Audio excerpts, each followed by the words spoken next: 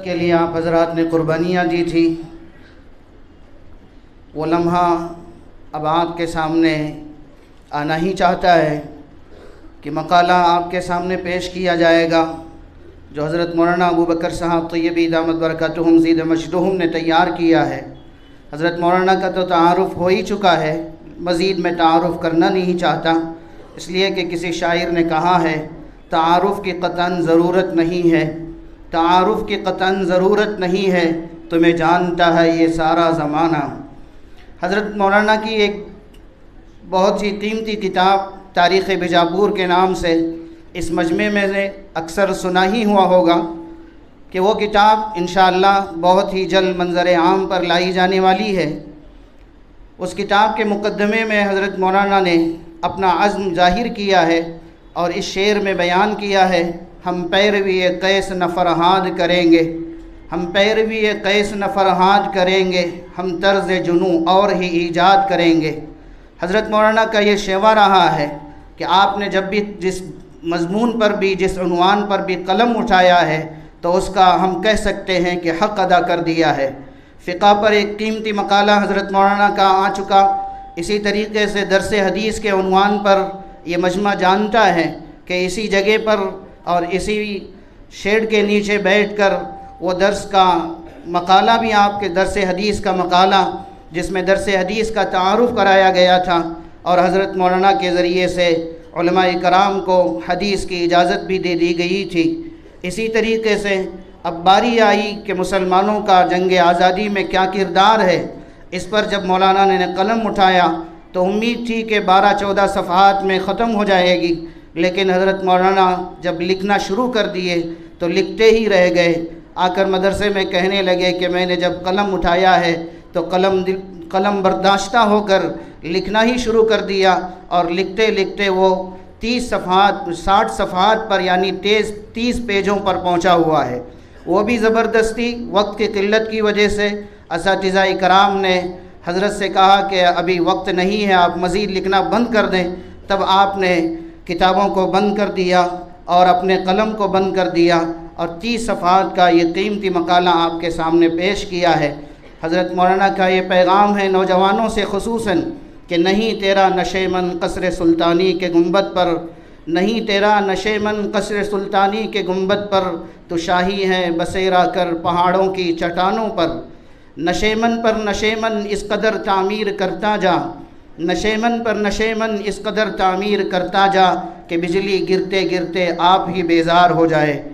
इसके बाद मैं हज़रत मौलाना नमूने असलाफ़ हज़रत मौलाना अबू बकर साहब काशिफ़ी मज़ाहिरी दामत बरकतुहुम साबिक़ उस्ताद हदीस मदरसा सौलतिया मक्कतुल मुकर्रमा से बड़े अदब और एहतराम के साथ गुजारिश करता हूँ कि अपना कीमती मकाला हम सामईन के सामने पेश फरमाएँ। आइए बज़्म की रौनक को बढ़ाने के लिए आइए, आइए बज़्म की रौनक को बढ़ाने के लिए आइए, हम तिश्ना लब को जाम पिलाने के लिए आइए। हज़रत मौलाना अबू बकर साहब तय्यबी।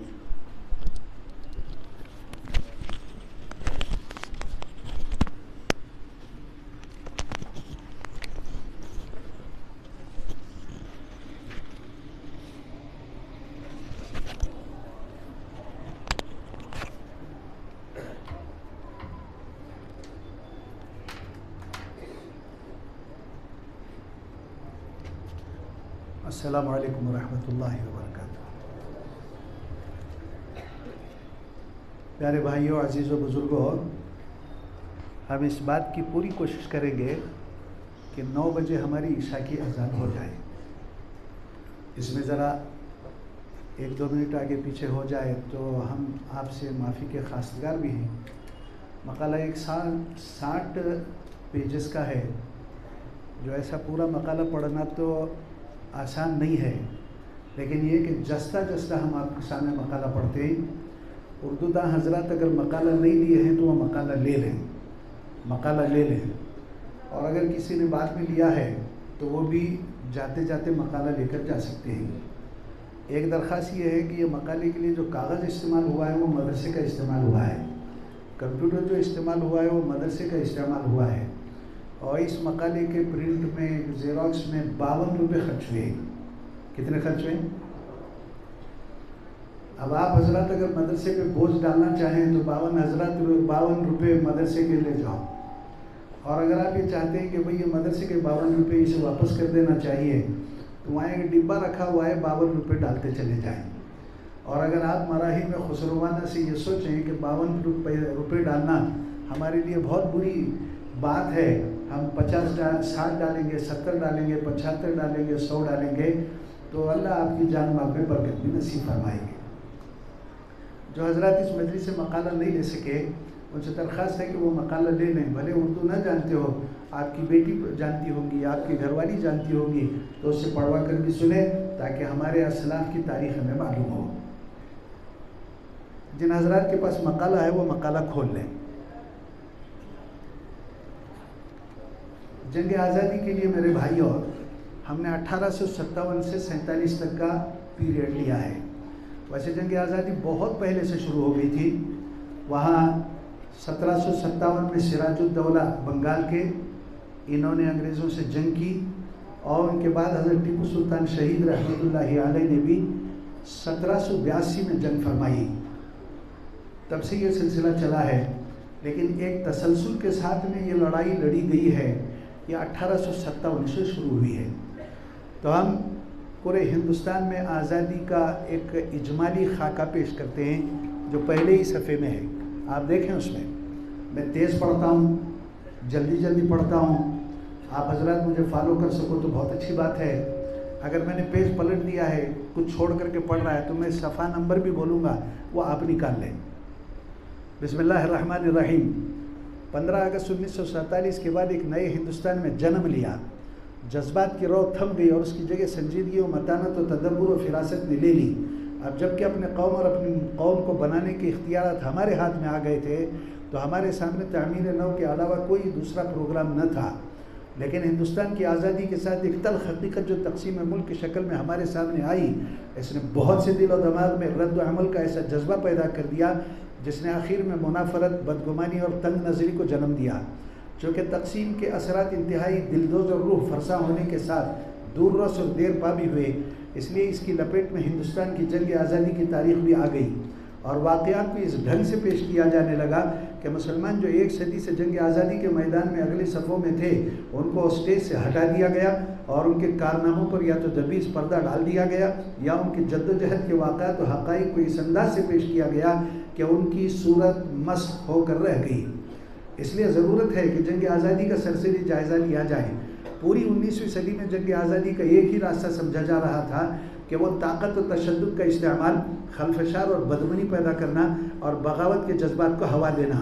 इस पूरे दौर में मुसलमान तनहा बरतानवी हुकूमत से नबूद आज़मा थे, जबकि अंग्रेज़ों के मुकाबले में हिंदू तिफ़ले मकतब शुमार किए जाते थे। चुनांचे बंगाल सिविल सर्विस के एक अफसर की रिपोर्ट के अल्फाज ये हैं, आज़म, तालीम और जहनी सलाहियत के एतबार से मुसलमान गैरों से ज़्यादा फ़ाइक़ हैं और निस्बतन इनके ये दूसरी कौम तिफ़ले मकतब हैं। अलावाज़ी मुसलमानों में इंतज़ामी सलाहियत भी बहुत ज़्यादा है। नीचे और देखें, इस खबर की कोई तरदीद नहीं की गई कि सुंदरबन के कमिश्नर ने गवर्नमेंट गेजेट में ऐलान किया था कि जो मुलाजमतें खाली हो गई, इन पर सिवाय गैर मुस्लिमों के किसी दूसरे को मुकर्रर न किया जाए। मुसलमानों ने जंग आज़ादी का यह सफ़र तन्हा ही शुरू किया और एक ठोस हकीकत है कि 1900 तक जितने मुसलमान मुजाहिदीन आज़ादी फांसी पर लटकाए गए, या काला पानी की कर्बनाक ज़िंदगी गुजारी, या उम्र कैद की सज़ा भुगती, या सफ़ों में खड़ा करके गोलियों से भून दिया गया, या तोप के मुंह पर बांध कर लोगों को उड़ा दिया गया, बनिस्बत दूसरी कौमों के सबसे ज़्यादा मुसलमान ही थे। 1919 जलियांवाला बाग के कत्लेआम को आज़ादी की तारीख़ में ख़ास मकाम है। इसमें शहीद होने वालों की फहरिस्त में देखें, सफ़ा नंबर 2 है। ये सबसे ज़्यादा मुसलमान ही थे जो ज़िंदगी के हर तबके से ताल्लुक़ रखते थे। फिर तहरीक खिलाफत में तर्क मुवालात और आदम ताउन के जोश व खरूश जो मुसलमानों के अंदर देखने में आता था, दूसरी कौमों में कभी नज़र आता था। इस सिलसिले में जो कौदबंद की सऊदियत में पेश आई, वो सबसे ज़्यादा मुसलमानों के हिस्से में आई। इस सिलसिले में बीजापुर वालों को मालूम होना चाहिए, ये नोट कर लो ये बात, इस सिलसिले में बीजापुर वालों को मालूम होना चाहिए कि तहरीक खिलाफत के सिलसिले में तहरीक खिलाफत थी। तुर्कों को जब शिकस्त हुई तो मुसलमानों ने यहाँ तहरीक खिलाफत शुरू की। इसके एक सिपह सालार थे मौलाना मोहम्मद अली जौहर साहब, और ये दूसरे भाई थे मौलाना मोहम्मद अली शौहर। बीजापुर की सेंट्रल जेल में एक अरसा गुजार चुके हैं। ये बीजापुर वालों को नहीं मालूम है, मैंने उनका रिकॉर्ड निकलवाया था लेकिन वो रिकॉर्ड उनके पास से ख़त्म हो गया है, लेकिन पुरानी तारीख की किताबों में मौजूद है। इसी तरह 20वीं सदी की दूसरी तीसरी दहाई में कांग्रेस की जानिब से सत्याग्रह और नॉन कोऑपरेशन की तहरीक चलाई गई। इसमें भी मुसलमान पेश थे और बहुत से पुरजोश मुसलमान गांधी जी की गिरफ्तारी पर एहतजाज करते हुए बगावत तक कर दी और फांसी के तख्ते पर चढ़ा दिए गए। 1937 में कांग्रेस वजारत के मौके पर हिंदू मुस्लिम ये खलीज बढ़ गई, मगर 1937 की तहरीक जो एक तूफ़ानी तहरीक थी जिसमें लातादाद मुसलमान गिरफ्तार हुए और पुलिस की गोलियों का निशाना बने। इसके बाद 1942 में अगरचे के हिंदू मुस्लिम के दरमियान खलीज बहुत गहरी हो गई थी, फिर भी मुसलमानों ने आज़ादी की लड़ाई से कदम पीछे नहीं हटाया। 1946 में आज़ाद हिंद की फ़ौज के गिरफ्तार शुदगान ये सुभाष चंद्र बोस साहब की आज़ाद हिंद फ़ौज थी, इंडियन नेशनल आर्मी कहते हैं, उसमें भी सबसे ज़्यादा मुसलमान ही थे। 1946 में ही बम्बई और कराची के बहरी बेड़ों ने बगावत कर दी और मुसलमानों ने बेमिसाल कारनामा अंजाम दिया। इन सब हालात से पीछे हट कर देखा जाए तो 1857 से 1947 तक मुसलमानों ने इतनी कुर्बानियाँ दी हैं कि इनके तज़किरे के लिए हज़ारों सफ़हात दरकार हैं। और जब भी कोई मौरख़ हिंदुस्तान की जंग आज़ादी की तारीख़ मुरतब करेगा तो वो मुसलमानों की कुर्बानियों को नज़रअंदाज नहीं कर सकता। 11 अप्रैल 1857 जंग आज़ादी का नुक्ते आगाज़ है। अब यहाँ से हम पीछे जा रहे हैं। 1857 जंग आज़ादी का नुक्ते आगाज़ है जब अंग्रेज़ फ़ौज के सिपाहियों ने बरतानी हुकूमत के ख़िलाफ़ बगावत कर दी। यह मेरठ में हुआ था और अपने अंग्रेज़ अफसरों को गोली मारकर दिल्ली पर कब्ज़ा करने के लिए चले, लेकिन ये तहरीक कामयाब न हो सकी। तहरीक की नाकामी ने अंग्रेज़ों के दिल में इंतकाम की आग भड़का दी, जिसके नतीजे में मुसलमान बुरी तरह कुचल दिए गए।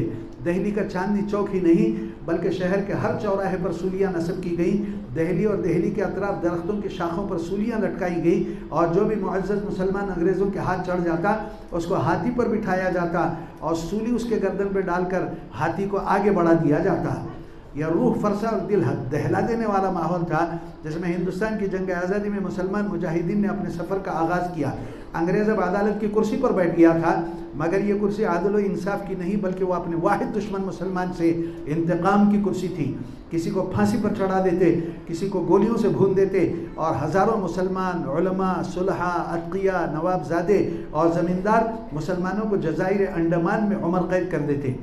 काला पानी यानी जज़ाइर अंडमान में भेजने का मतलब ये था कि वह अपने वतन, ख़ानदान, दोस्त, बिरादर से अलग हो जाए और बकिया ज़िंदगी ज़िल्लत आमेज़ गुजारने पर मजबूर हो जाए।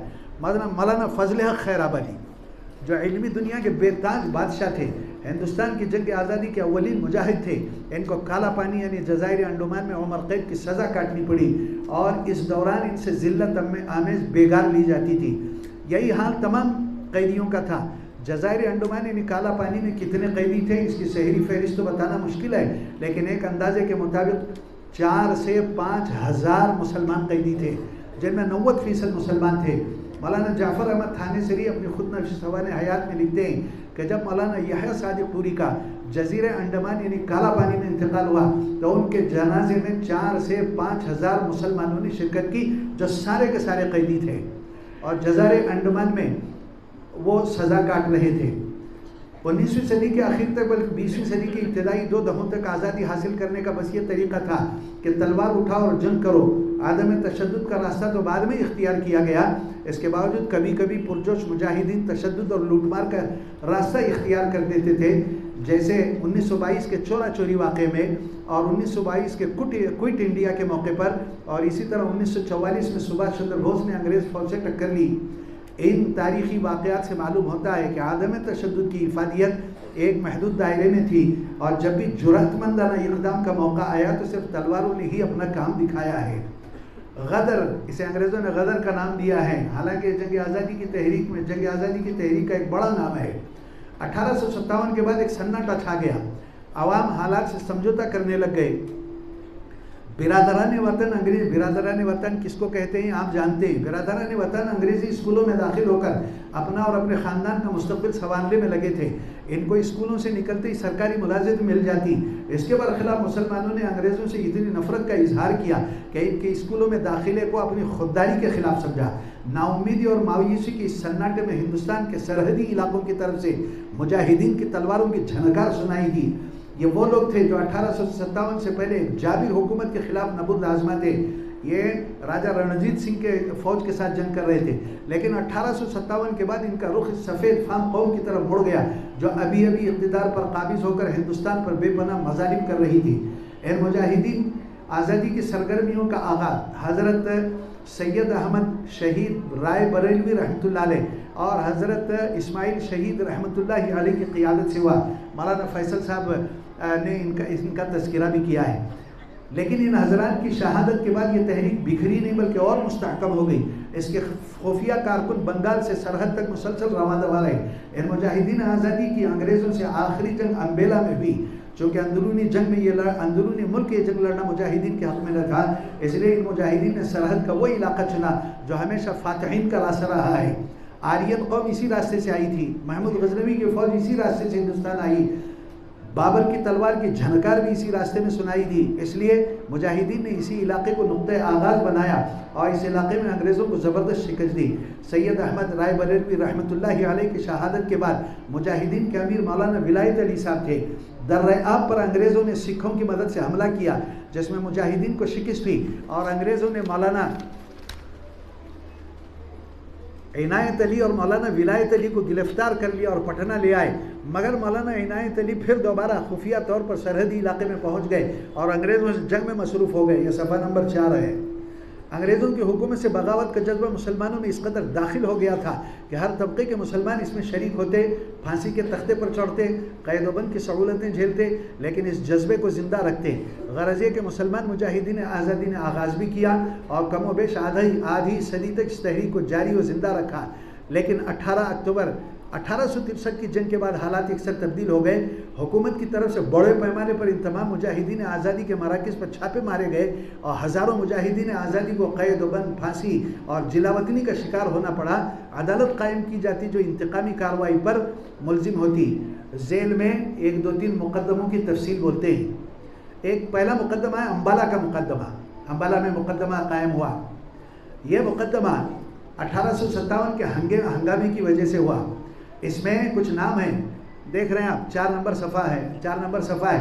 सबसे पहले शफ़ी मोहम्मद ठेकेदार जो एक रईस आदमी थे, मौलाना यहया अली अजीम आबादी, मौलाना अब्दुल रहीम अजीम आबादी, मौलाना मोहम्मद जाफ़र थानेसरी, मियाँ अब्दुल गफ़्फ़ार साहब, काजी मियाँ जान, अब्दुल करीम अम्बालवी, हुसैनी इब्न मोहम्मद बख्श, अब्दुल गफ़ूर शाह आबादी, हुसैनी अजीम आबादी, इलाही बख्श बिन करीम बख्श, ये मुकदमा हुआ।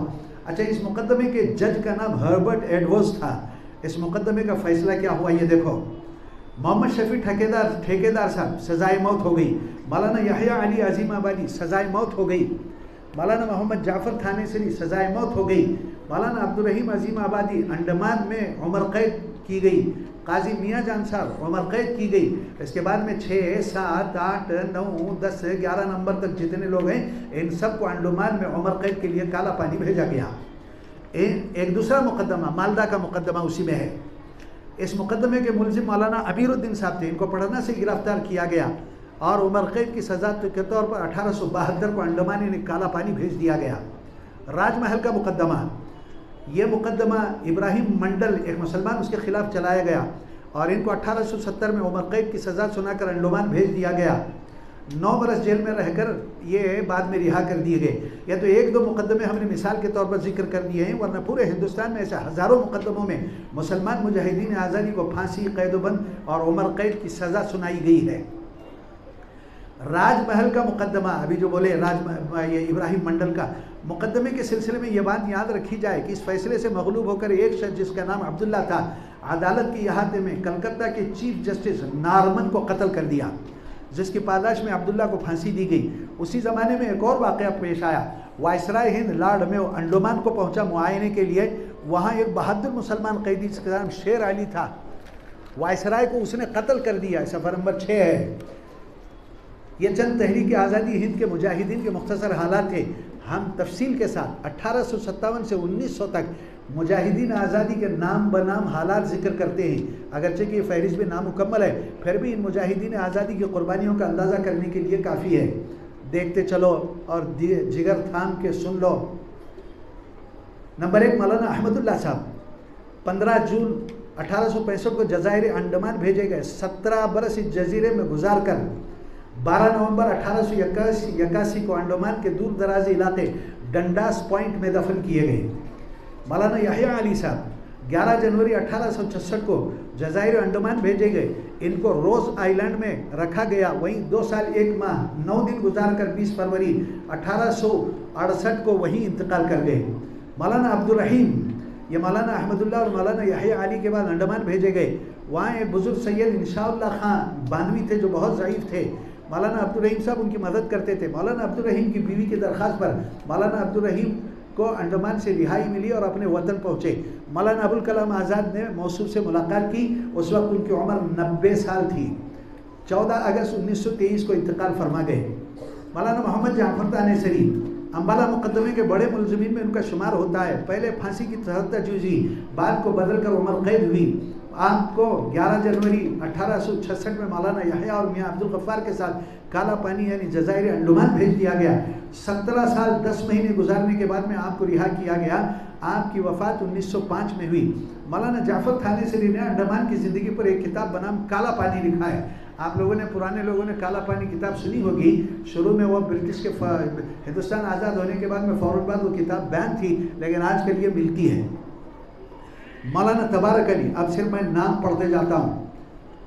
मौलाना तबारक अली, इनको भी उम्र कैद हुई। मुफ्ती इनायत अहमद काकोरी, ये कौन है सुनो, ये मशहूर मुहद्दिस शाह इशाक दहलवी के शागिर्द थे। आप पर बगावत का मुकदमा चला, जजायर अंडमान भेजा गया, एक अरसा गुजार कर रिहा हुए।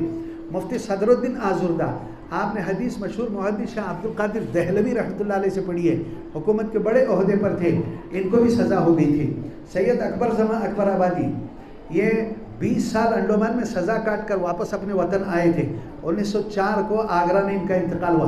मौलाना रशीद अहमद गंगोही, मशहूर मुहद्दिस व मुर्शिद, उस्ताजुल असातिज़ा, हज़रत मौलाना रशीद अहमद गंगोही, हज़रत मौलाना कासिम नानोती का हमसबक, दारुल उलूम देवबंद के सरपर, शेखुल हिंद और शेखुल इस्लाम के शेख व मुर्शिद। 1857 में बागी करार दिए गए। पहले सहारनपुर की जेल में, फिर मुजफ्फर की जेल में रहे। 1851 में इनका इंतकाल हुआ। मौलाना फजल खैराबादी मंतिक और फ़लसफ़े के इमाम थे। उलमा हजरात इसे नोट कर लें कि ये हमारे अकाबिर ने अंग्रेज़ों के ख़िलाफ़ जिहाद का फतवा दिया। इस जुर्म में 1859 में सीतापुर से गिरफ़्तार किए गए। आपको उम्र कैद हुई और अंडमान रवाना कर दिए गए। मौलाना का इंतकाल अंडमान में 1861 को हुआ। मौलाना जहाँ रहते थे, मौलाना ने अपनी ज़िंदगी में वहाँ एक मस्जिद बनाई है। आज दावत व तबलीग का मरकज़ वही मस्जिद है।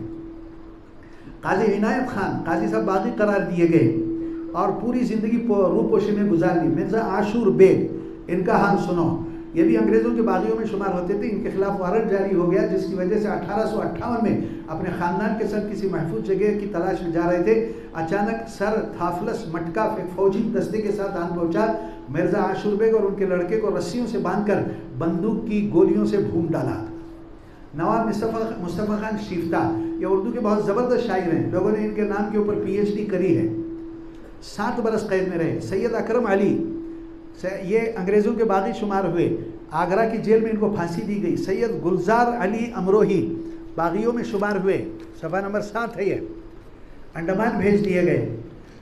इसमें नंबर 18 डॉक्टर वज़ीर ख़ान अकबर आबादी, ये मौलाना रहमतुल्लाह केरानवी के साथी थे। मशहूर पादरी फेंडर से मुनाजरे में ये मौलाना रहमतुल्लाह केरानी के साथी थे।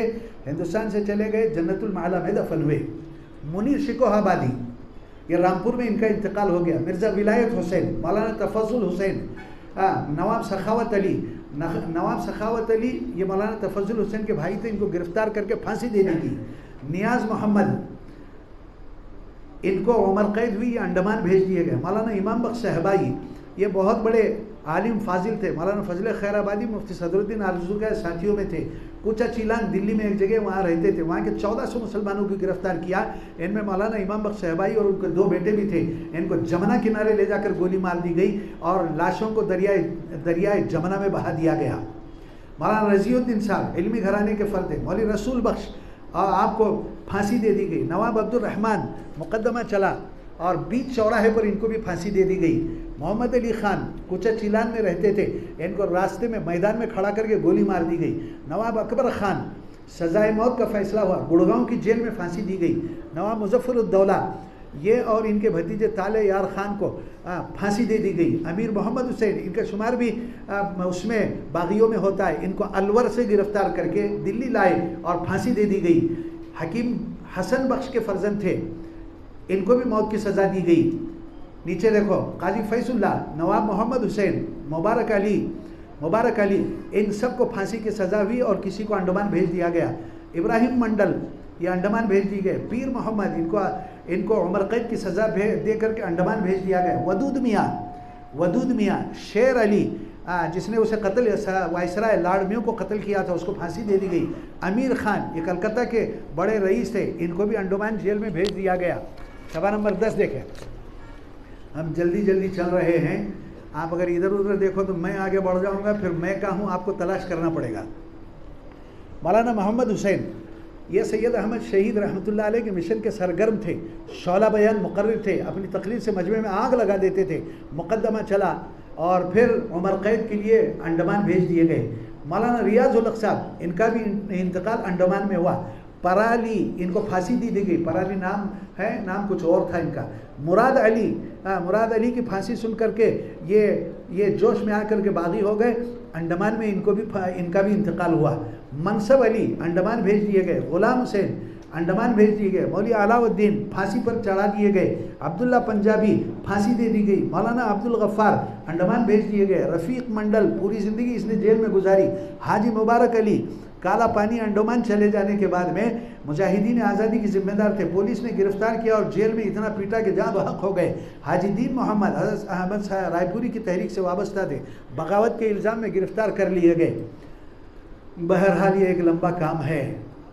10 नंबर 11 पर देखें। मौलाना मोहम्मद कासिम नानोती रहमतुल्लाहि अलैह, दारुल देवबंद के बानी, उलमाए देवबंद के सरखेल, इस्लामी हिंद के फ़लासिफ़ा और मुतकल्लिम, बहुत ही ज़हीन और पुरजोश, तसव्वुफ़, ज़ुहद वरा में कामिल, शामिली के महाज पर अंग्रेज़ों से आमने सामने दस्त बदस्त जंग करने में शरीक थे। अंग्रेज़ों की तरफ से वारंट निकला मगर अंग्रेज़ गिरफ्तार न कर सके। जब आम माफ़ी का ऐलान हुआ तो आप अपनी रूपोशी से बाहर आए और दारुल उलूम देवबंद कायम किया। हाजी इमदादुल्लाह मुहाजिर मक्की, इन सब के पीर थे ये। उलमाए देवबंद अकाबिर देवबंद के पीर मुर्शिद थे। अंग्रेज़ों के खिलाफ उलमाए देवबंद में शामिल रहे। बरतानी हुकूमत की तरफ से आपके खिलाफ भी वारंट था। आप मक्का मुअज़्ज़मा हिजरत कर गए और पूरी ज़िंदगी वहीं गुजार दी। मौलाना रहमतुल्लाह केरानवी, आप केराना ज़िला मुजफ्फर के बहुत मुअज़्ज़ज़ घराने जागीरदार थे। इनके आबा व अजदाद को शाहान मुग़लिया की तरफ से बड़ी बड़ी जागीर अता की गई थी। इस दौलत और सरवत के साथ आप बहुत जलील क़द्र आलिम व फाजिल थे। अंग्रेज़ों ने हुकूमत पर कब्ज़ा करने के बाद हिंदुस्तान को ईसाई बनाने की मुहिम शुरू कर दी। एक पादरी फंडर को उसकी इल्हामी किताब के साथ हिंदुस्तान भेजा गया। वो जामे मस्जिद की सीढ़ियों पर खड़े होकर के मुसलमान को ललकारता था। मौलाना रहमतुल्लाह ने उसके चैलेंज को कबूल किया और आगरा में अंग्रेज़ अफसरों की मौजूदगी में इससे मुनाजरा किया और ज़िल्लत आमेज शिकस्त दी, जिसकी वजह से पादरी फंडर रातों रात हिंदुस्तान से भाग गया। 1857 के बाद मौलाना रहमतुल्लाह के नाम भी वारंट जारी हुआ, जिसकी वजह से आपने खुफिया तौर पर हिंदुस्तान छोड़ दिया और मक्का मुकर्रमा चले गए। मौलाना रहमतुल्लाह की हिम्मत, जुरात और कोशिशों का समरा था कि अंग्रेज़ों ने हिंदुस्तान को ईसाई बनाने की मुहिम से किनाराकशी इख्तियार की और यह काम पादरियों के सुपुर्द कर दिया। मौलाना रहमतुल्लाह साहब, आपने मक्का मुकर्रमा में एक मदरसा कायम किया जिसका नाम मदरसा सौलतिया है। इस मदरसा सौलतिया में मैं बरसों हदीस और फ़िक़ह पढ़ाया हूँ। मेरे कुछ बच्चे वहीं पैदा हुए और आज आपके सामने हम हैं। सारी ज़िंदगी हरम मोहतरम के साये में गुजारी और ईसाइयत के रद्द में कई किताबें लिखी। नीचे की सतर देखो, 19वीं सदी के आखिर तक बल्कि 20वीं सदी की इब्तदाई 2 दहाइयों तक आज़ादी हासिल करने का एक ही रास्ता और वो बज़ौर ताकत ही है। अगरचे कि ये तमाम जद्दोजहद नाकामी ही निकली, लेकिन इतना ज़रूर हुआ कि हिंदुस्तान के मुसलमानों में ग़ुलामी से नफ़रत बैठ गई। नफ़रत की आग कभी शौला जवाला बनी, कभी मद्दम होकर चिंगारी बन गई, लेकिन ये आग बिल्कुल सर्द नहीं हुई। इन्हीं हलाकत खेज़ हालात से गुजर कर तहरीक आज़ादी 20वीं सदी में दाखिल हुई और इसकी दूसरी दहाई में पहली जंग अज़ीम छिड़ गई। ये जंग जर्मनी और इसके हलीफ़ों की तरफ से बरतानिया और उसके हलीफ़ों के ख़िलाफ़ थी। हिंदुस्तान में चूँकि बरतानवी हुकूमत थी, इसलिए जर्मनी वाले शोरिश बर्पा करते थे। पैराग्राफ देखो, पहली जंग अज़ीम के आगाज़ में एक चंपाकरण पिल्लाई जो ज्यूरिच में मुकीम था, यानी ज्यूरिच जर्मनी में है, उसने जर्मनी में एक अंजुम कायम की जिसका नाम इंडियन नेशनल पार्टी था। लाला हरदयाल साहब और मौलाना बरकतुल्लाह भोपाली, डॉक्टर तारक नाथ दर, चंद्राया चक्रवर्ती और हरम बालाल गुप्ता और दीगर लोग इसमें शरीक थे। ये लोग हुकूमत जर्मनी की वजारत खारिजा से मुतालिक थे। जर्मनी ने हिंदुस्तान में शोरिश बर्पा करने के लिए मस्कुरा वाला हजरात के जरिए 2 मंसूबे बनाए। नंबर 1, बंगालियों को ज़्यादा असलिया फराम किया जाए। नंबर 2, नीचे अफगानिस्तान से हिंदुस्तान पर हमला किया जाए। मगर ये कोशिश हमेशा नाकाम हुई। अगरचे कि 1885 में इंडियन नेशनल कांग्रेस कायम हो चुकी थी। इंडियन नेशनल कांग्रेस है जिसे आज हम कांग्रेस पार्टी करते हैं, कायम हो चुकी थी, मगर उसकी हैसियत हिंदुस्तान को आज़ाद कराने की नहीं थी, बल्कि हिंदुस्तान और बरतानिया के दरमियान पुरसुकून ताल्लुकात इस्तवार करनी थी। उस ज़माने में भी बिरादरान वतन का हिंदुस्तान को आज़ाद करने में कोई ख़ास हिस्सा न था, सिवाय चंद जोशीले नौजवानों के कि उन्होंने किसी अंग्रेज़ को कत्ल कर दिया या उन पर बम फेंक दिया। इसके अलावा उनकी किसी सरगर्मी का तारीखों में जिक्र नहीं मिलता। इंडियन नेशनल कांग्रेस से भी कुछ पहले 1857 को बंगाल में इंडियन एसोसिएशन बन चुकी थी और 1884 में मद्रास में महाजन सभा कायम हो चुकी थी। इसी तरह 1857 में स्वामी विवेकानंद ने हिंदुओं में मजहबी बेदारी पैदा करने का काम शुरू कर दिया था। मगर इन तमाम तंजीमों का मकसद हुसूल आज़ादी के बजाय अपने समाजी और मुआशरती हुकूक हासिल करना था और यही हाल उनका 19वीं सदी के आखिर तक रहा। अब सत्याग्रह शुरू होती है। आईनी हदूद में जंग आज़ादी, मारामारी के बजाय आईनी हदूद में कानून के दायरे में। 20वीं सदी की जब इब्तिदा हुई तो सियासी बेदारी की लहर भी अपने साथ लाई। इसी दरमियान 1930 को बंगाल की तकसीम का मसला दरपेश हुआ। यह दरअसल अंग्रेज़ों की तकसीम करो और हुकूमत करो की पॉलिसी थी। नवाब सलीम अब ढाका ने इसकी मुखालिफत की और बंगाल के भाई परमानंद ने भी मुखालिफत की और ज़बरदस्त जुलूस किए, मगर अंग्रेज़ों ने 5 जुलाई 1905 को तकसीम बंगाल का ऐलान कर दिया। ये जो पड़ोस के मुल्क से बांग्लादेश अलग हुआ है, ये इसकी बुनियाद अंग्रेज़ों ने 1905 में रख दी थी। वो इतना दूर देखते थे, दीवार के पीछे का देखते थे, मुसलमान अपने सामने का नहीं देख रहा है। बरतानवी हुकूमत ने हिंदुस्तानियों के जज्बात को कोई परवाह नहीं की। इनकलाब पसंदों ने आईनी हदूद में रहकर एक जलसे में एहतजाज की 3 सूरतें तय की। नंबर 1, विलायती माल का बाइकाट, स्वदेशी माल को रिवाज देना, दहशत अंगेजी। तकसीम बंगाल की मुखालिफत में अगरचे के चंद बिरादरान वतन शरीक रहे, मगर इसमें भी सबसे ज़्यादा मुसलमान ही थे। 7 अगस्त 1905 को कलकत्ता टाउन में जो ज़बरदस्त जलसा हुआ, इसमें तकरीर करने वालों में मौलवी हबीबुद्दीन, बैरिस्टर अब्दुल रसूल, मौलवी अबुल कासिम, दीदार बख्श, दीन मोहम्मद, मिस्टर अब्दुल गफूर, मिस्टर लियाकत हुसैन, इस्माइल सिराज और अब्दुल रहीम गजनवी थे। ये इन सबको गिरफ्तार करके जेल भेजे। इनके अलावा तलबा में तकसीम बंगाल के खिलाफ अवामी बेदारी लाने में जिन हजरात ने काम किया उसमें मिस्टर अब्दुल वदूद और मिस्टर यूसुफ जिलानी हैं, यानी है कि स्टूडेंट्स में काम किए। बंगाल की आम सियासी बेदारी में मौलाना अबुल कलाम आज़ाद का भी बड़ा हाथ है। इस ज़माने में मौलाना अबुल कलाम आज़ाद कलकत्ता ही में रहते थे। बंगाल ही तमाम सियासी बेदारी का मरकज़ था। इस सियासी बेदारी में मौलाना अबुल कलाम आज़ाद के साथियों में मौलाना अकरम खान, इस्माइल सिराज, गयासुद्दीन, मौलाना फूलपीरी और चंदू मियाँ थे। अंग्रेज़ बहुत चौकन्ना हो गए थे और फिर तकरीर व तहरीर की वो हो गई थी, तो जिसकी वजह से मौलाना का अखबार भी बंद हो गया। आखिरी सत्र में देखो, बम्बई में एक अखबार निकलता था, श्रीनिवास अयंगर का अखबार निकलता था जिसका नाम इंडिया था, उसे भी बंद कर दिए। अब अंग्रेज़ खुल करके आ गए कि लड़ाओ और हुकूमत करो। तकसीम बंगाल का शोशा छोड़कर मुसलमानों से कहा गया कि हम एक सूफा बनाना चाहते हैं जिसमें मुसलमान अक्सरियत में हो और इसमें मुसलमानों की बालादस्ती हो। यूँ मिस्टर आर्ची बाल्डर के ज़रिए मुस्लिम लीग के क़याम के राह हमवार। अंग्रेज़ ये देख रहे थे कि इनक़िलाब पसंदों में हिंदुओं और मुसलमानों का ज़बरदस्त इत्तेहाद है। इस इत्तेहाद को पारा करने के लिए अंग्रेज़ों ने यह चाल चली। चुनांचे यूपी के गवर्नर मिस्टर एंटोनी मैकडॉनल्ड ने ऐलान किया कि अदालत में हिंदी में अर्जियाँ लिखी गई अर्जियाँ कबूल की जाएंगी, जिससे हिंदू बहुत खुश हो गए। इधर मुस्लिम लीग के लिए राह हमवार करके मुसलमानों को इस इत्तेहाद से अलग करने की साजिश की गई। अलावा से हिंदू मुस्लिम इत्तेहाद को पारा करने के लिए बहुत शोशे छोड़े गए, जिसके नतीजे में हिंदू मुस्लिम चपकलिशें शुरू हो गई। 1916 में ये चपकलिशें यानी हिंदू मुस्लिम के फसादात बहुत शबाब पर पहुँच गए। अब इसमें मुजाहिदीन की सरगर्मियाँ, इधर हिंदुस्तान बतौर ख़ास बंगाल में ये हालात थे, तो इधर सरहद पर अंग्रेज़ों से जंग लड़ी जा रही थी। इसका नतीजा ये रहा कि अंग्रेज़ों को शिकस्त हुई, उसके तकरीबन 2000 आदमी मारे गए। ये सरहद में हुआ है, जिसे आजकल अफ़गानिस्तान कहा जाता है। मुजाहिदीन के तकरीबन 80 अफराद शहीद हुए। ये बात मौलाना गुलाम रसूल महर साहब की किताब सरगुज़िश्त मुजाहिदीन से मालूम होती है। हम इसी में वक्त नहीं मिला टाइप करने के लिए, रेफरेंस जो हमने लिए हैं उसका एक पर्चा भी उसमें रख दिए। बिलाशुबा ये कहा जा सकता है कि हिंदुस्तान की मगरबी सरहद पर आज़ाद कबाइल और यागिस्तान ही हिंदुस्तानी मुजाहिदीन की जद्दोजहद का आगाज़ 1826 से हुआ था, जो बराबर जारी रहा। इसी से हौसला पाकर शेखुल हिंद हज़रत मौलाना महमूदुल हसन साहब रहमतुल्लाहि अलैह ने रेशमी रुमाल तहरीक शुरू की। इधर हिंदुस्तान से बाहर रहकर कुछ लोग अपनी हुकूमत चला रहे थे। उन लोगों में सर फहरिस्त लाला हरदयाल और मौलाना बरकतुल्लाह भोपाली थे। मौलाना बरकतुल्लाह भोपाली हिंदुस्तान से बाहर रहकर एक पर्चा गदर निकाला करते थे। इसी तरह और आगे अगर बढ़ें, पढ़ते चले तो अंजुमन इनकलाब हिंद किसी ने कायम की। इसने बिरादरान वतन के अलावा सैयद मुस्तफ़ा हुसैन, अली अहमद सिद्दीकी, हकीम फ़हम खान और हसन खान थे। नीचे का पैराग्राफ, इस किस्म की बैरूनी मुल्की तहरीकों में शिराज़ाबंदी नहीं थी। हर तहरीक अपने अपने तौर पर काम करती थी। इसी जद्दोजहद आज़ादी के जज्बे से बल्लोच रेजिमेंट ने रंगून, बंकापुर और सिंगापुर में 1915 को बैक वक्त बगावत की। इस बल्लूच रेजिमेंट में सिर्फ और सिर्फ मुसलमान ही थे। ये बगावत कुचल दी गई, कोर्स मार्शल हुआ।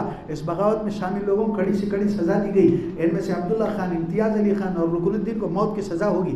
इसी तरह NCO ने सिंगापुर में एक बगावत बर्पा की, जिसकी पादाश में हवालदार सुलेमान, नाइक मुंशी खान, नाइक जाफ़र खान और अब्दुल रज़ाक को फांसी दे दी गई। 1915 में सफ़ा नंबर 15 है। 1915 में नौजवान इस्माइल मंसूर को बागियाना सरगर्मियों की पादाश में फांसी दी गई।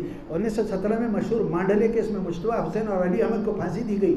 1920 में मास्टर अलीमुद्दीन ने खाजनदास, सुरेंद्र प्रधान और कृष्ण राधेकाय को लेकर एक इनकलाबी पार्टी बनाई, जो खुफिया तौर पर काम करती थी। बंगाल में मुजफ्फर अहमद, यहाँ सुनने की बात है। हिंदुस्तान में कांग्रेस, ये कम्युनिस्ट पार्टी, हिंदुस्तान में कम्युनिस्ट पार्टी किसने कायम की? इसका सिरा भी मुसलमानों के ही सर है। यह मुजफ्फर अहमद और नज़रुल हफीज़ वो आदमी हैं जिन्होंने हिंदुस्तान में सबसे पहले बंगाल में ये पार्टी कायम की। ये पार्टी हिंदुस्तान भी आई। हमारे पढ़ने के ज़माने में हमारे वालिद साहब बीमार हुए तो हम यहाँ मिल में काम करते थे, तो हम भी उस स्ट्राइक में शरीक होते थे। उस ज़माने में उपाध्याय थे, एक प्रकाश लायद गुंडी करके थे, रियाज साहब जानते होंगे, ऐसा हाँ होंठ उसका फटा हुआ था।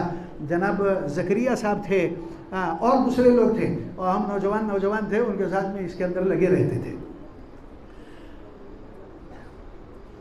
तो ये मुजफ्फर अहमद और नज़रुल हफीज़ थे, और इनके साथियों मोहम्मद कुतुबुद्दीन और अब्दुल हकीम थे, जिनको लंबी सज़ाएं काटी। अब हम कुछ लोगों के हाल बोलते हैं, देखते चलो। मौलाना बरकतुल्लाह भोपाली, घर जाके पढ़ो। और ये इतने ज़बरदस्त आदमी थे कि कुरान मजीद के हाफिज़ भी थे, सियासत के हाफिज़ थे, दीनी तालीम भोपाल में हासिल की। उसके बाद में बम्बई में जाकर के मैट्रिक पढ़ी। तबलीग इस्लाम के जोश में इंग्लिस्तान गए, वहाँ से अमेरिका पहुँच गए। टोक्यो जापान की यूनिवर्सिटी में उर्दू के प्रोफेसर रहे। यहीं से उनके नाम के साथ डॉक्टर लगा। हर जगह तबलीग इस्लाम, मुसलमानों की तज़ीम और आज़ादी वतन के लिए कोशा थे। अमीर हबीबुल्लाह बादशाह अफ़गानिस्तान ने उनको अपने पास रखा। फिर रूस चले गए, लेनिन उनकी बड़ी इज्जत करता था। वहाँ से जर्मनी, फिर फ्रांस और स्विट्ज़रलैंड चले गए। आखिर में कैलिफोर्निया चले गए, जहाँ इंतकाल हुआ। ये सब नाम हैं, आप घर में जाके पढ़ो। अबू सईद हैं, इसी तरह अब्दुर्रहमान हैं। ये सिंगापुर लाइट इन्फेंट्री के सिपाही थे। इनका मुकदमा चला, फांसी दे दी गई। ये सुलेमान हैदर है, सिंगापुर लाइट इन्फेंट्री की सिपाही, फांसी दे दी गई। इसके बाद में जितनी फहरिस्त है आप देखो, ये 12 नंबर तक, सफ़ा नंबर 16 है, 12 नंबर तक देखो। इनके साथ में जो हुआ इसमें लिखा हुआ, फांसी दी गई, फांसी दी गई, फांसी दी गई, फांसी दी गई। मुस्तफ़ा हुसैन, ये जयपुर के रहने वाले थे, इनको फांसी दी गई। और ऐसे कई लोग हैं, आप घर में जाके आराम से पढ़ दें। सफ़ा नंबर 18 देखें, सफ़ा नंबर 18 देखें। हम ऐसे जल्द ख़त्म कर रहे हैं, आप बाद में से घर में जाके आराम से पढ़ो। 20वीं सदी ईस्वी में बरतानी हुकूमत की तरफ से हिंदुस्तान को तकरीर और तहरीर की बिल्कुल आज़ादी न थी। 1865 में अगरचे कि इंडियन नेशनल कांग्रेस कायम हो चुकी थी, लेकिन उसकी वो हैसियत न थी। लेकिन 20वीं सदी के आते आते इंडियन नेशनल कांग्रेस के दिल में भी अब हिंदुस्तान के लिए दर्द पैदा होने लगा था। मगर वो मुजाहिदीन आज़ादी के सामने खुलकर नहीं आते थे, सांप छुपते भी न थे, सामने आते भी न थे। वो तो बाद में हुआ है सब। इसलिए हिंदुस्तानी नौजवानों को अपना मिशन अंडरग्राउंड चलाना पड़ता था। नीचे देखें, चूँकि इंडियन नेशनल कांग्रेस में हिंदू मुस्लिम सब थे, अंग्रेज़ों ने इस इत्तेहाद को ख़त्म करने के लिए 1906 में मुस्लिम लीग कायम की और लड़ाओ और हुकूमत करो की पॉलिसी पर अमल शुरू किया। नीचे देखें, नीचे देखें, ऐसी तहरीकी रेशम रुमाल शुरू की। जिन लोगों का इस तहरीक से बराह रास्त ताल्लुक़ था उनके नाम हैं मौलाना उबैदुल्लाह सिंधी, मौलाना अबुल कलाम आज़ाद, हकीम अजमल खान, डॉक्टर मुख्तार अहमद अंसारी। डॉक्टर मुख्तार अहमद अंसारी ये कांग्रेस के उस ज़माने में सदर भी रहे हैं। ये इनके डॉक्टर मुख्तार अहमद अंसारी के एक भाई थे, शायद उनका नाम अब्दुल हक था, इंतकाल हो गया, लेकिन इनके भाई के एक पोते थे जो अलीगढ़ मुस्लिम यूनिवर्सिटी के जामिया तिब्बिया के अंदर प्रिंसिपल थे, वो रिटायर हो गए थे, बहुत बूढ़े थे। हमारे साथ उन्होंने मक्का, मदीना, हिजाज, ताइफ में 1 साल जमात में वक्त लगाए। फिर ये मौलाना मोहम्मद अली जौहर है, मौलाना मोहम्मद अली जौहर। अब ये जिस वक्त ये वफद रेशमी रुमाल तहरीक, जिस वक्त ये वफद अफ़गानिस्तान में गुफ्तगू कर रहा था, अफ़गानिस्तान वालों को जदीद असलहा मुहैया करना था, उसी ज़माने में ये तहरीक भी शुरू हुई। इस तहरीक से बराह रास्त ताल्लुक़ इनके नाम है मौलाना उबैदुल्लाह सिद्दी, मौलाना अबुल कलाम आज़ाद, हकीम अजमल ख़ान, डॉक्टर मुख्तार अहमद नासरी। इसके बाद में फिर मौलाना वो टाइप में ज़रा आगे पीछे हुआ है, मौलाना मोहम्मद अली जौहर साहब। मोहम्मद अली जौहर साहब इस तहरीक के असल कायद शेखुल हिंद महमूदुल हसन साहब रहमतुल्लाहि अलैह के थे। हाँ, शेखुल हिंद की सरगर्मियाँ 1966 में जारी थी। 1909 में जमीयतुल अंसार के नाम से अवामी बेदारी के लिए एक तंजीम कायम की गई और 1910 में एक बड़ा जलसा कायम किया गया जिसमें 30,000 लोग शरीक हुए थे। नीचे देखें, आरजी हुकूमत, मौलाना बरकतुल्लाह भोपाली और राजा महेंद्र प्रताप ने काबुल में रहकर एक आरजी हुकूमत कायम की जिसके सदर राजा महेंद्र प्रताप, वज़ीर आज़म मौलाना बरकतुल्लाह भोपाली, वज़ीर दाखिला मौलाना उबैदुल्लाह सिद्दी और वज़ीर दिफा मौलाना मोहम्मद बशीर मुकर्रर हुए। इन्होंने एक वफद तुर्की भेजा जिसमें अब्दुल बारी और डॉक्टर शुजा थे। एक दूसरा मिशन जापान भेजा जिसमें मथुरा सिंह और अब्दुल कादिर थे, मगर ये सब पकड़े गए। शेखुल हिंद हिजाज में 1915 में शेखुल हिंद हिजाज के लिए निकल गए। इनके साथ मौलाना मोहम्मद मियाँ, मौलाना अजीज़ुल पिशावरी, हकीम नुसरत हुसैन, मौलाना मोहम्मद मुर्तज़ा हसन चांदपुरी, मौलाना मोहम्मद सुहूल भागलपुरी, हाजी खान मोहम्मद, मौलाना मतलुबुर रहमान देवबंदी, हाजी महबूब खान सहारनपुरी, हाजी अब्दुल अलीम, ये सब नाम हैं। शेखुल हिंद ने मक्का में पहुँचकर तुर्की के गवर्नर गालिब पाशा से मुलाकात की।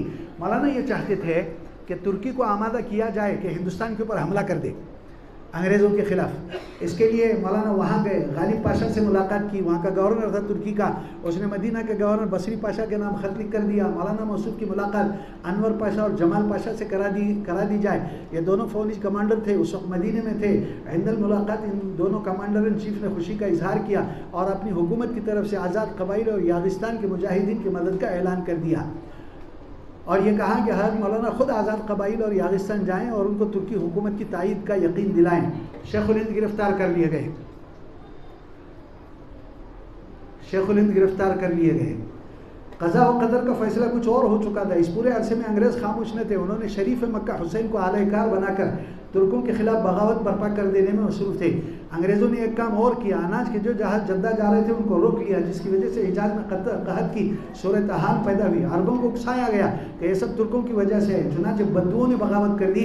अब मक्का, मदीना, ताइफ और जद्दा में तुर्कों और अरबों के दरमियान बाकायदा जंग होने लगी। अंग्रेज़ों ने अरबों का साथ दिया, यहाँ तक कि जद्दा पर अंग्रेज़ों का कब्ज़ा हो गया। हिजाज में अंग्रेज़ों की इस फितने की वजह से हिंदुस्तान में बेचैनी थी। अंग्रेज़ों ने खान बहादुर मलिक औरंगाबादी को हिजाज भेजा। ये हमारा औरंगाबाद नहीं है, वो यूपी का औरंगाबाद है। शरीफ मक्का हुसैन की तायीद में एक फतवा हासिल किया जाए कि तुर्कों के ख़िलाफ़ बगावत सही है और तुर्क मुतलक़न काफिर हैं। ये बात याद रखने की है कि जब तुर्क हिजाज से निकल गए तो वहाँ सऊदी हुकूमत कायम हो गई, लेकिन चूँकि इस बगावत के लिए मौलाना महमूदुल हसन साहब को गिरफ़्तार करने में ये शरीफ मक्का का सबसे बड़ा हाथ था, तो अंग्रेज़ों ने इसके सिले में वहाँ उर्दून की हुकूमत कायम करके उसे वहाँ का बादशाह बना दिया। उर्दून असल में एक नहर का नाम है। हम लोग जमात में गए हैं, उर्दून गए हैं, फ़लस्तीन गए हैं, सीरिया गए हैं, इराक़ गए, हमने वो नहर भी देखी है, हमने वो गोलान की पहाड़ी भी देखी है। तो आजकल उनके पासपोर्ट के ऊपर लिखा हुआ है अल ममलकतुल अरबियतुल उर्दुनियतुल हाशमिया। ये वही लोग हैं, अगरचे कि ये शरीफ मक्का थे, लेकिन इन्होंने अंग्रेज़ों का साथ दिया, हज़रत मौलाना को गिरफ़्तार करा लिया। रेशमी रुमाल तहरीक, इसी में मौलाना वो रेशमी रुमाल तहरीक भी है। रेशमी रुमाल तहरीक और हज़रत शेखुल हिंद की गिरफ़्तारी की पूरी रिपोर्ट इंडिया ऑफिस में मौजूद है, जो तकरीबन 1000 सफ़हात पर मुश्तमिल है। इस रिपोर्ट में तकरीबन 200 अफराद को मुलज़िम बनाया गया है, जिनमें से चंद एक नाम हैं। ये नाम आप खुद ही पढ़ लियो। उसके बाद में हज़रत मौलाना हिंदुस्तान माल्टा की जेल में रह करके तशरीफ़ लाए। आपने जामिया मिलिया यूनिवर्सिटी कायम की। हज़रत मौलाना का इंतकाल 20 नवंबर 1920 को हुआ। मौलाना हुसैन अहमद नहीं सब जानते हैं ये कौन थे। ये माशाल्लाह ये ज़बरदस्त मुजाहिदीन आज़ादी थे। मौलाना उबैदुल्ला सिंधी, हाजी तरंग ज़ई, मौलाना सैफुर रहमान, ये कंधार के रहने वाले थे। मौलाना अहमद अली लाहौरी, आजकल उनकी तफसीर मिलती है और ज़बरदस्त मुफस्सिर आदमी। सैयद हादी हसन, मौलाना आज़ाद सुबहानी, मौलाना अजीज़ुल पिशावरी, मौलाना मंसूर अंसारी, मौलाना अहमदुल्ला साहब, मौलाना ज़ुहूर मोहम्मद खान, ये सब वो लोग हैं जिनको सज़ा हो रही है। शेख अब्दुल रहीम सिंधी, मौलाना ग़ुलाम मोहम्मद साहब, मौलाना अबुल हसन ताज महमूद, सफ़ा नंबर 24 है। मौलाना मोहम्मद सादिक कराची, मौलाना फजल रब्बी, मौलाना मोहम्मद अकबर, मौलाना फजल महमूद, सरहदी गांधी, जिन्हें खान अब्दुल गफ़ार खान सरहदी गांधी कहा जाता है। डॉक्टर अंसारी, वही जो कांग्रेस के सदर थे। मौलाना मोहम्मद चकवाली, सफ़ा नंबर 25 पढ़ रहा हूँ। शाह अब्दुल रहीम रायपुरी, शाह अब्दुल रहीम रायपुरी हमारे अकाबिरीन में हैं। मौलाना मोहम्मद मुबीन देवबंदी, मौलाना मोहम्मद इब्राहिम रांदेरी, सूरत में एक जगह है। मौलाना जलील अहमद केरानवी, रहमत अली ज़करिया, मौलाना मोहम्मद बशीर साहब। आगे की बात सुने। आज़ादी की राह में सबसे बड़ी रुकावट क्या थी? ताकत के ज़रिए हिंदुस्तान में इनकलाब लाने की जितनी कोशिश की गई वो सब नाकाम हो गई। और ये कोशिशें 1857, प्रिंट गलत हुआ है, 1557 लिखा हुआ है, लेकिन वो 1857 है, उसे करेक्ट कर लें। 1557 जो है वो गलत है, प्रिंट गलत हुआ है, 1857 है। शुरू होकर 1917 पर ख़त्म है। जर्मनी और तुर्की की तरफ से जो कोशिशें हो रही थी वो भी ख़त्म हो गई। जंग अजीम का भूत जर्मनी की शक्ल में यूरोप पर हमला और हुआ। अंग्रेज़ों को फ़ौज और सरमाए की ज़रूरत थी। हिंदुस्तान में जबरन वार टैक्स लिया जाने लगा और फ़ौज की शक्ल में अफराद को भर्ती किया जाने लगा। कहते हैं कि तनहा पंजाब से जो इस वक्त फ़ौज में भर्ती हुए थे उनमें से इतने ज़्यादा जवान मारे गए कि पंजाब के हर घर में मातम बर्पा हुआ। जब जंग ख़त्म हुई तो महंगाई और बेरोज़गारी और हर तरफ तंगी और तुर्शी का दौरा शुरू हुआ, मगर अंग्रेज़ इससे बेपरवाह थे। इस ज़माने में रोल्ट कमेटी अपनी तहकीकात में मसरूफ़ थी और 18 जनवरी 1919 को इस कमेटी ने अपनी रिपोर्ट पेश की, जिसका नाम तारीख़ में रोल्ट बिल है। इस कानून के तहत हुक्काम को जो इख्तियार दिए गए उसने पुलिस के जुल्म सितम का दरवाज़ा खोल दिया। इस बिल के ज़रिए दर्ज झेल कवानीन पास हुए। यहाँ हम आपसे दरख्वास्त करते हैं कि मौजूदा ज़माने में पुलिस को जो इख्तियार दिए गए हैं उसे सामने रख कर के ये पढ़ा जाए।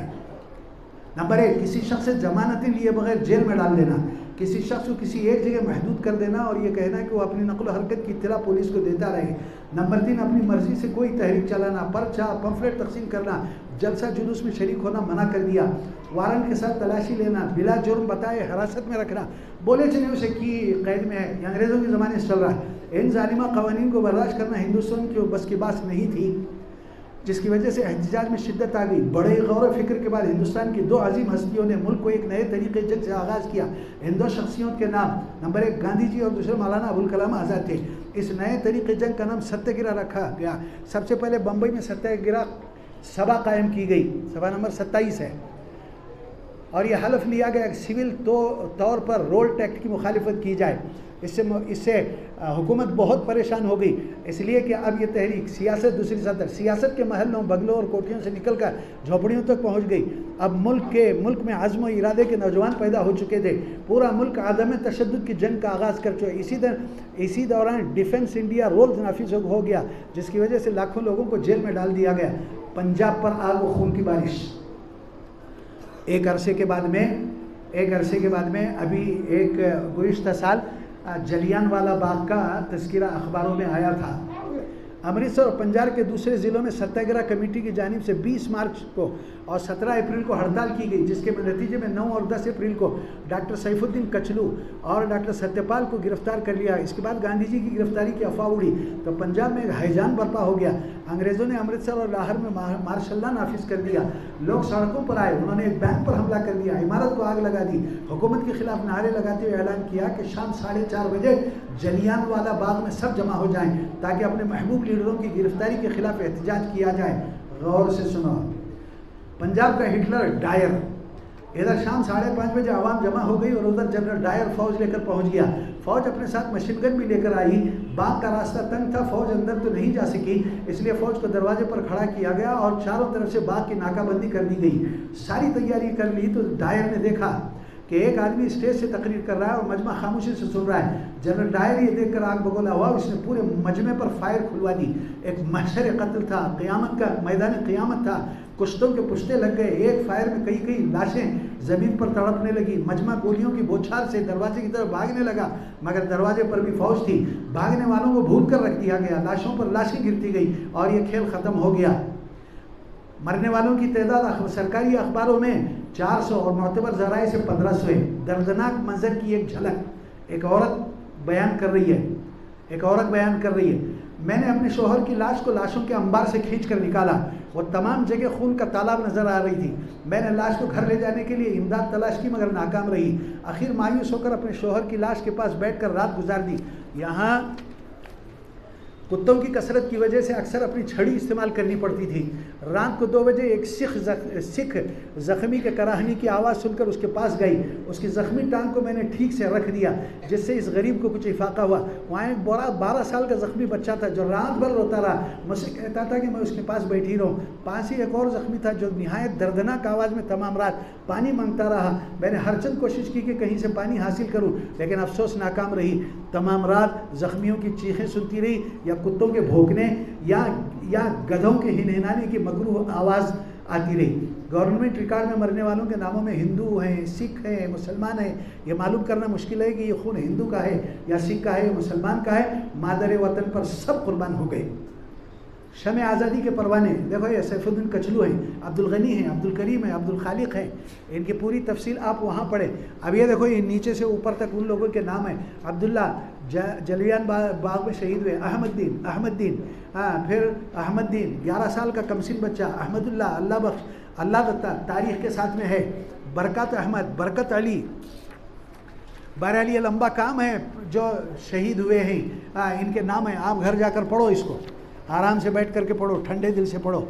हिंदुस्तान गिर सतह पर महाज आ रही, ये सफ़ा नंबर 33 है। जिस साल जलियांवाला बाग में जनरल डायर की वहशत व बर्बरियत का नाच हुआ, उसी साल यानी 1919 को मुसलमानों ने खिलाफत कमेटी कायम की और अपने जज्बात के इजहार के लिए एक प्लेटफॉर्म बनाया। ये तहरीक तूफ़ान की तरह उठी, आंधी की तरह आगे बढ़ी, सैलाब की तरह फैली और उसके रहनुमा बिजली की तरह कड़के और राहत की तरह गरजे।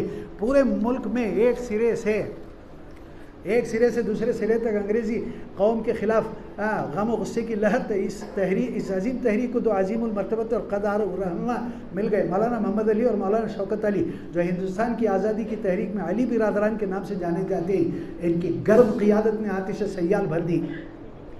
नीचे पैराग्राफ देखो, खिलाफत का मसला खालिस मुसलमानों का मसला था, लेकिन गांधी जी ने इसकी हिमायत करके बिरादरान वतन के दिलों में भी इसकी तायद का जज्बा पैदा कर दिया। हिंदुस्तान की 2 बड़ी कौमें यानी हिंदू मुस्लिम इस तहरीक की बदौलत ऐसे शीर शकर हो गए कि अब तक तारीख़ में ऐसा इत्तेहाद कभी पैदा न हुआ। पूरे मुल्क पर खिलाफत तहरीक छा गई। इसके फलक शिगाफ नारों के सामने दूसरी कोई आवाज़ सुनाई नहीं देती थी। दीगर सियासी पार्टियों के खीमों में सन्नाटा छा गया, यानी वो ऐसा लहर चली। इसी 1919 में मुसलमानों की एक और जमात जो जंग आज़ादी में मुसलमानों की क़ियादत और रहनुमाई संभालने के लिए वजूद में आ गई, इसका नाम जमइयतुल उलमा था। हमारे यहाँ जमइयतुल उलमा से जुड़े हुए भी काफ़ी लोग हैं, यहाँ आए भी हैं, हाज़रीन में मौजूद हैं। इनमें से कुछ चुनिंदा उलमा के नाम है। मुफ्ती किफ़ायतुल्लाह साहब, मौलाना सनाउल्लाह पानीपती, तफसीर मज़हरी इनकी ही लिखी हुई है, मौलाना अहमद सईद दहलवी, मौलाना दाऊद गज़नवी, मौलाना मोहम्मद सादिक कराची, मौलाना आज़ाद सबानी, मौलाना अब्दुल बारी फ़रंगी महली और दीगर उलमा थे। नीचे देखें, स्कूलों, कॉलेजों और दरसगाहों का मुसलमानों ने बायकाट किया। शहर शहर, गांव-गांव पंचायत कायम हुई। अदालतों और कचहरियों में सन्नाटा छा गया। शराब की दुकानों पर पिकेटिंग की जाती। तुर्कों के लिए माली इमदाद के लिए फ़ंड इकट्ठे किए जाने लगे। ये तहरीक 1942 तक बराबर चलती रही। आज़ादी का लफ्ज़ पहली बार हमारी ज़बान पर आया। उसी ज़माने में मौलाना मोहम्मद अली जौहर ने अंग्रेज़ों के पायेतख्त लंदन में गरज कर कहा, उससे पहले किसी ने नहीं कहा था। सबसे पहले जिसने कहा है, जो रिकॉर्ड पर है और लंदन में कहा है, मैं ग़ुलाम हिंदुस्तान में यहाँ से उस वक्त वापस लौटूंगा जब मेरे हाथ में हिंदुस्तान की आज़ादी का परवाना होगा, और अगर तुम मुझे आज़ादी का परवाना नहीं दे सकते तो मेरे लिए सरज़मीन में कब्र की जगह तो देनी पड़ेगी। मौलाना मोहम्मद अली जौहर की ये तकरीर सुनहरे हरफों से लिखी जाने की मुस्तहिक़ है, इसलिए कि अब तक कांग्रेस की किसी मर्द मुजाहिद ने, कांग्रेस वालों से माज़रत के साथ, कांग्रेस के किसी मर्द मुजाहिद ने आज़ादी का नारा नहीं लगाया था। यूँ ये कहा जा सकता है कि खिलाफत तहरीक यहाँ किसी न किसी दर्जे में 15 अगस्त 1947 तक बराबर चलती रही और 1925 से आखिर तक जद्दोजहद आज़ादी की जुर्रतमंदाना क़ियादत मुसलमानों के हाथ में ही रही और पूरा हिंदुस्तान इनके पीछे चलता रहा। नॉन कोऑपरेशन का आगाज़। अब हिंदुस्तान में मुसलमानों की 2 बड़ी जमातें काम कर रही थी। खिलाफत में खिलाफत में दूसरी सतर है इसकी, खिलाफत कमेटी ने अपने इलाहाबाद के जलसे में तर्क मुआलत यानी नॉन कोऑपरेशन का रेजोल्यूशन 9 जून 1920 को मंजूर किया। 22 जून को वायसराय को नोटिस दी गई। मुसलमानों फतवा या ऐलान बगावत। मुसलमानों की दूसरी, इससे पहले भी कई लोग फतवा दे चुके हैं, ऐसा नहीं है कि ये पहला फतवा है। मुसलमानों की दूसरी तंजीम जमीयत उलमा ने दिल्ली में एक इजलास नवंबर 1920 को बुलाया जिसमें खिलाफत तहरीक और उनके रेजोल्यूशन की मुकम्मल इनायत का ऐलान किया। इस जलसे में मशाहिर उलमा के अलावा सूबाई सतह पर काम करने वाले मुख्तलिफ सूबों से शरीक हुए। इस तजवीज़ को एक फतवे की शक्ल में शाया किया गया जिस पर 474 उलमा ने दस्तखत किए। फतवा जब्त कर लिया गया। 8 अगस्त 1921 को ये फतवा जब्त कर लिया गया और ये मुकदमा चलाया गया। यह मशहूर मुकदमा कराची में चलाया गया, तारीख़ में इसका तज़किरा भी है। 8 जून को 8 और 9 जुलाई को 1921 कराची में जलसा हुआ जिसकी सदारत मौलाना मोहम्मद अली जौहर ने की। इस इजलास में ये तजवीज़ पास हुई कि अंग्रेज़ी हुकूमत में फ़ौज और पुलिस की मुलाजिमत हराम करार दिया गया और इस फतवे के ऊपर इसमें दस्तखत की। इस तजवीज़ की तायीद मौलाना मोहम्मद अली जौहर तीसरी सतर, मौलाना शौकत अली, मौलाना निसार अहमद। इस फतवे पर दस्तखत करने वालों में मौलाना हुसैन मदनी, मौलाना निसार अहमद, पीर गुलाम मुजद्दिद थे। इसको भी जब्त कर लिया गया और जिन्होंने दस्तखत की थी उनको, इन लोगों पर दफ़ा 120, दफ़ा 505, दफ़ा 117 ताज़ीर हिंद के तहत 20 सितंबर 1921 को खालिक दीना हाल बंदर रोड कराची में मुकदमा चलाया गया। इस मुकदमे में जो बयानात दिए गए वो ज़बान से निकले हुए चंद अल्फाज नहीं थे बल्कि उनको ज़बान से अदा करने के लिए फौलाद का जिगर और आहमी आज़म इरादे की ताकत थी। बिलखुसूस मौलाना हुसैन अहमद मदनी बोलो रहमतुल्लाहि अलैह, अदालत में जो बयान दिया वो सुनहरे हरफों से लिखने के काबिल है। उनका बयान सुनो। अगर हुकूमत का मंशा मजहबी आज़ादी सल्ब करना है तो साफ साफ ऐलान कर दिया जाए ताकि 7 करोड़ मुसलमान, उस वक्त ये पूरे इलाके के अंदर 7 करोड़ मुसलमान थे, इस बात पर गौर कर लें कि आया इनको मुसलमान रहना मंजूर है या अंग्रेज़ों की रियाया बनकर जीना चाहिए। इसी तरह 22 करोड़ हिंदू भी गौर कर लें उनको क्या करना चाहिए। अगर मजहबी आज़ादी छीनी जाएगी तो सबकी छीनी जाएगी। अगर लॉर्ड रीडिंग इसलिए हिंदुस्तान भेजे गए कि कुरान मजीद को जला दें, हदीसों को मिटा दें और फ़िक़्ह की किताबों को तबाह बर्बाद कर दें तो सबसे पहले इस्लाम पर अपनी जान कुर्बान करने वाला मैं ही होगा। ये बोलने वाले मौलाना हुसैन अहमद मदनी। इस बयान पर मजमे ने जोश में आकर नारा तकबीर बुलंद किया और मौलाना मोहम्मद अली जौहर ने मौलाना हुसैन अहमद मदनी का माथा चूम लिया। बिल आखिर तमाम मुलजिमान को 2 साल की कैद बामशक्कत के लिए साबरमती जेल भेज दिया गया। सिविल नाफरमानी जारी रही और सिविल नाफरमानी यानी सत्याग्रह चलती रही, लेकिन चोरा चोरी का एक वाक़या हो गया। चोरा चोरी एक जगह का नाम है, उसके अंदर चोरा चोरी का वाक़या हुआ जिसकी वजह से लोगों को ये लोग तशद्दुद पर आ गए। उसमें अक्सर मुसलमान और गैर मुस्लिम भी थे। बंदूक की गोलियां थी जो वापस जाने वाले मजमे पर चलाई गई। 1 2 3 4 सतर नंबर 4 पढ़ रहा हूँ। मजमा वापस पलटा और थाने में आग लगा दी। पुलिस ने फिर गोली चला दी जिसमें मौलवी नज़र अली, राम खलावन और भगवान दास दम तोड़ गए। वो चोरा चोरी वाक़े में 273 लोगों पर मुकदमा चला। इन लोगों में अब्दुल्ला और लाल मोहम्मद को फांसी दी गई। 16 अफराद को उम्र कैद और बाकी 93 को मुख्तलिफ मियाद सज़ा दी गई। गांधी जी की क़ियादत पर शक। सफ़ा नंबर 37 देखें पलटा करके। हाँ वो बाकी वो जो है वो घर में जाके पढ़े। मुसलमान सुर्ख परचम तले यानी कम्युनिस्ट पार्टी में मुसलमान कैसे रहे। आज़ादी की जद्दोजहद के सिलसिले में हिंदुस्तान की कम्युनिस्ट पार्टी की दाग बेल डालने वालों में मुसलमान लीडरों के नाम सरे फहरिस्त हैं। मुज़फ़्फ़र अहमद, नज़रुल इस्लाम और अब्दुल रज़्ज़ाक़ खान, इन तमाम लोगों ने जंग आज़ादी में हिस्सा लिया। कम्युनिस्ट पार्टी में किसान सभा कायम की। यूपी में सत्या भगत और मौलाना शौकत उस्मानी ने इसकी क़ियादत की। बंगाल की किसान सभा में सैयद शहीदुल्लाह, अबू मंसूर हबीबुल्लाह, अबुल हयात अब्दुल रसूल थे। कम्युनिस्ट पार्टी ने बंगाल में एक स्टूडेंट फेडरेशन कायम किया। इसका सदर एक मुसलमान नौजवान अहमद दहलवी था। यूपी में ऑल इंडिया स्टूडेंट फेडरेशन के सदर मिस्टर अंसार हिरदानी थे। ऑल इंडिया स्टूडेंट फेडरेशन करके ऐसा बोर्ड भी लगे हुए देखें, AISF करके कांतु में ऐसा बोर्ड भी लगते नहीं, AISF all India student federation है। वो हमारे मिर्ज़ापुर में भी है। ये सब आला तालीम याफ्ता थे। इनकलाब शायरों का एक भी ग्रोह था जिसमें मजाज लखनवी, अली सरदार जाफरी, नियाज़ हैदर, कैफ़ी आज़मी, मजरू सुल्तानपुरी। ये मजरू सुल्तानपुरी भी इनकलाब पसंद शायर थे। लेकिन ये कि आज़ादी के बाद में जब दाल रोटी का मसला हुआ तो ये बम्बई आ गए और फिल्मों में गाने लिखने लग गए थे। मजरू सुल्तानपुरी, परवेज शाहिदी, शोरिश कश्मीरी, शफीक नकवी, मंजर, जोश मली आबादी, अल्लामा अनवर साबरी फिल्बदी शायर थे। इनके ये पोते को हमने देखा, इमदाद साबरी उनका नाम है, और उन्होंने किताब लिखी है आब कौसर, जाम कौसर, रूद कौसर करके 3 जिल्दों में किताब लिखी है, और उसमें बीजापुर का तस्करा है। मसला ये है कि आप पढ़ते नहीं, और जो कुछ पढ़ने वाले थे अब वो व्हाट्सएप की नज़र हो गए, अब वो भी पढ़ना बंद हो गया है। अल्लामा अनवर साबरी, ज़ियाउल हसन, मिर्ज़ा अशफाक बेग, अम्मार तस्नीम, बम्बई में दुल्हा मियाँ, मुरादाबाद में दाऊद खान, कामरेड शाहिद सिद्दीकी और लाहौर में एहसान दानी, ये सब इनकलाब पसंद और मजदूर शायर थे जिन्होंने अपने नगमों से एक आग लगा दी। कश्मीर में सादिक अली कम्युनिस्ट थे, लेकिन उन्होंने कश्मीर के शेख अब्दुल्ला के साथ जागीरदाराना निज़ाम के ख़िलाफ़ आवाज़ बुलंद की। ये शेख अब्दुल्ला वो हैं, शेख अब्दुल्ला वो हैं जो कश्मीर में रहते थे। इनके बेटे फ़ारूक अब्दुल्ला और उसके बाद में ये उमर अब्दुल्ला जो है ये इनके पोते हैं। मोहम्मद शाहिद लखनवी बम्बई टेक्सटाइल में मजदूर थे। ये सब ऐसे जो जियाले जो मुसलमान नौजवान थे जिन्होंने आज़ादी के लिए अपनी ज़िंदगियाँ तज दी। काकोरी में सरकारी ख़जाने पर मुसलमानों ने हमला किया। ये कैसे 1925 में काकोरी डकैती के नाम से जाना जाता है। यह मुकदमा एक मुसलमान नौजवान अशफाकुल्ला और उसके साथियों चंद्रशेखर, भगत सिंह और बागेश्वर दत्त पर चलाया गया। अशफाकुल्ला को फैज़ाबाद की जेल में फांसी दे दी गई, बकिया को जेल में डाला गया। शोलापुर में क्या हुआ सुनो। शोलापुर 1930 में गांधी जी की गिरफ्तारी पर मजदूरों ने यहाँ भी टेक्सटाइल थे नहीं, बगावत कर दी, जिसकी वजह से कई लीडर गिरफ्तार कर लिए गए। इस बगावत की क़ियादत करने वाले 2 मुसलमान थे, एक का नाम अब्दुल रशीद और दूसरे का नाम कुर्बान हुसैन, जिनको एरोडा जेल में फांसी दे दी गई। ये शोलापुर वाले भी नहीं जानते थे। जनूबी हिंद में जंग आज़ादी, जनूबी हिंद में तमिलनाडु नेशनलिस्ट मुसलमानों का गहवारा है। वहाँ के मशहूर इनकलाबियों में अब्दुल रहीम नाम सर फहरिस्त है। टीपू सुल्तान के ख़ानदान से ज़बरदस्त जरी और बहादुर थे, कई मरतबा जेल काटी। इसी तरह वेलूर तमिलनाडु में VM अब्दुल्ला, तंजावरी, EAM अल्लाह पंजाई मद्रासी और दीगर मुसलमान आज़ादी की जद्दोजहद में बार बार जेल जाते थे। अब हम आपकी सांस बराबर करके दोबारा आपको पेशावर अफ़गानिस्तान ले जाते हैं।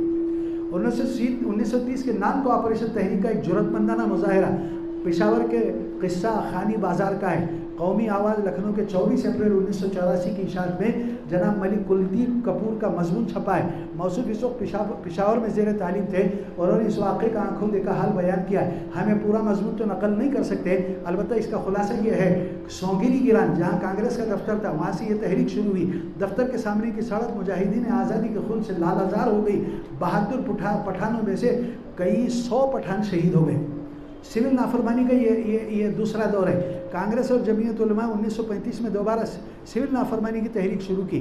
जमीयत उलमा के रहनुमा गिरफ्तार कर लिए गए, उनकी जायदादें जब्त की गई। इस सिलसिले में मौलाना अबुल महासिन सज्जाद साहब, मौलाना हिफ्जुर रहमान साहब, मौलाना सैयद मोहम्मद मियाँ साहब और दीगर अफराद थे। इसी दौरान कांग्रेस खिलाफ कानून जमात करार दी गई। फिर भी इसका अपना सालाना इज्तिमा का ऐलान कर दिया। जलसा दिल्ली में होना था। हुकूमत की तमाम कोशिशों के बावजूद ये जलसा मुनक़िद हुआ और कामयाब भी रहा। ये हम लिखे 1920 से 1932 तक जंग आज़ादी के हीरो। देखो इसमें नाम है, अब्दुल्ला है, चोरा चोरी में इसे फांसी हुई, लाल मोहम्मद फांसी हुई, नज़र अली फांसी हुई, मौलवी नज़रुद्दीन शहीद हो गए, अशफाकुल्ला फैज़ाबाद की जेल में इनको फांसी हुई, अब्दुल रशीद शोलापुर वाले इनको एरोडा जेल में फांसी हुई, कुर्बान हुसैन इनको एरोडा जेल में फांसी हुई, Abdul Rahim, professor Abdul Aleem, Sheikh Abdullah, Abdullah, mister Sadiq, Abdul Sattar Dindigul, 14 mister Abdul Rahim, AM Allah Panjai, Abdul Rahman, Mazharul Haq barrister, doctor Zakir Hussain, Fakhruddin Ali Ahmed, professor Mujeeb, Maulana Syed Fakhruddin साहब। ये कैसे लोग हैं? मौलाना फ़खरुद्दीन साहब दारुल उलूम देवबंद के शेखुल हदीस है, हिंदू समाज के मायानाज मुहद्दिस, हाफिज़ बुखारी, अल्लामा अनवर शाह कश्मीरी और शेखुल हिंद के तिलमीज़ रशीद थे। मदरसा शाही मुरादाबाद और दारुल उलूम देवबंद में आधी सदी तक बुखारी शरीफ का दर्स दिया। हम मौलाना अबू शामा साहब से दरख्वास्त करते हैं ज़रा गौर से भी सुने। आप उसी सिलसिले के तालिब इल्म भी रहे। मौलाना हुसैन अहमद मदनी के इंतकाल के बाद दारुल उलूम देवबंद बुलाए गए। दारुल उलूम देवबंद के शेखुल हदीस रहते हुए रब हकीकी से जा मिले। सैयद महमूद पूरी ज़िंदगी कांग्रेस की हाई कमान में रहे। अगस्त 42 को कांग्रेस वर्किंग कमेटी के जिन अफराद को अहमदनगर किले में कैद किया था, जिसमें मौलाना अबुल कलाम आज़ाद और पंडित जवाहरलाल नेहरू थे, इनके साथ सैयद महमूद भी थे, हुकूमत के ओहदों पर फाइज रहे। अब बिजनौर के रहने वाले थे। मिस्टर अंसार हरदानी, प्रोफेसर हुमायूं कबीर साहब, ये मौलाना अबुल कलाम आज़ाद की जो किताब है हिंदुस्तान ने आज़ादी जीत ली, इसके अंग्रेज़ी मुतरजम है इंडिया विंस फ्रीडम।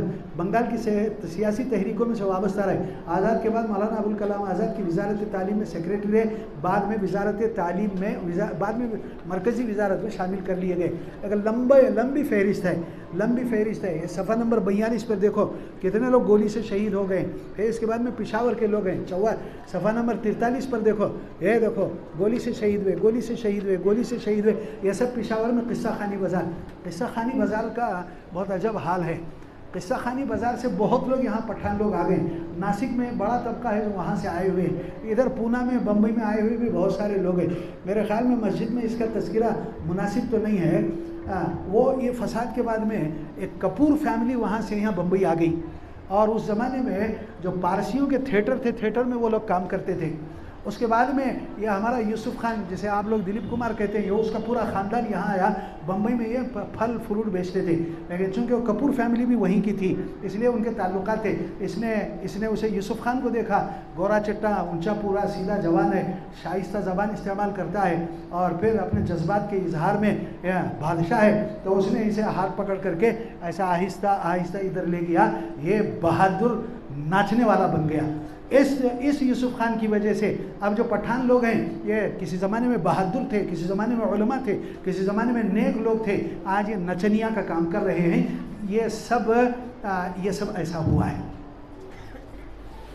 मेरी इस बात से किसी यूसुफ खान के आशिक की अगर दिल आज़ारी हुई होगी तो मुझे इसकी परवाह तो नहीं है, लेकिन ये सच है। सफ़ा नंबर 46 देखें। मैंने आपकी दिलचस्पी को बाकी रखने के लिए यह कहा है, हिंदू मुस्लिम इत्तेहाद में फूट। तहरीक खिलाफत का जादू हिंदू मुस्लिम सब के सर चढ़कर बोल रहा था, जिसकी वजह से अंग्रेज़ बहुत परेशान थे, इसलिए कि ये इत्तेहाद इनकी पॉलिसी लड़ाओ और हुकूमत करो के ख़िलाफ़ था, जिसके लिए वो बहुत कोशिश करते थे कि किसी तरह ये इत्तेहाद पारा हो जाए। यहाँ एक ये मसला है, ये मैं पढ़ना तो नहीं चाहता, आप घर में जाके पढ़ो या पढ़ ही देता हूँ। स्वामी श्रद्धानंद 1922 के सत्याग्रह में कांग्रेस के प्लेटफॉर्म पर स्वामी श्रद्धानंद ने हिस्सा लिया और वो जेल भी गए, मगर कुछ ही दिन बाद जेल से रिहा हो गए।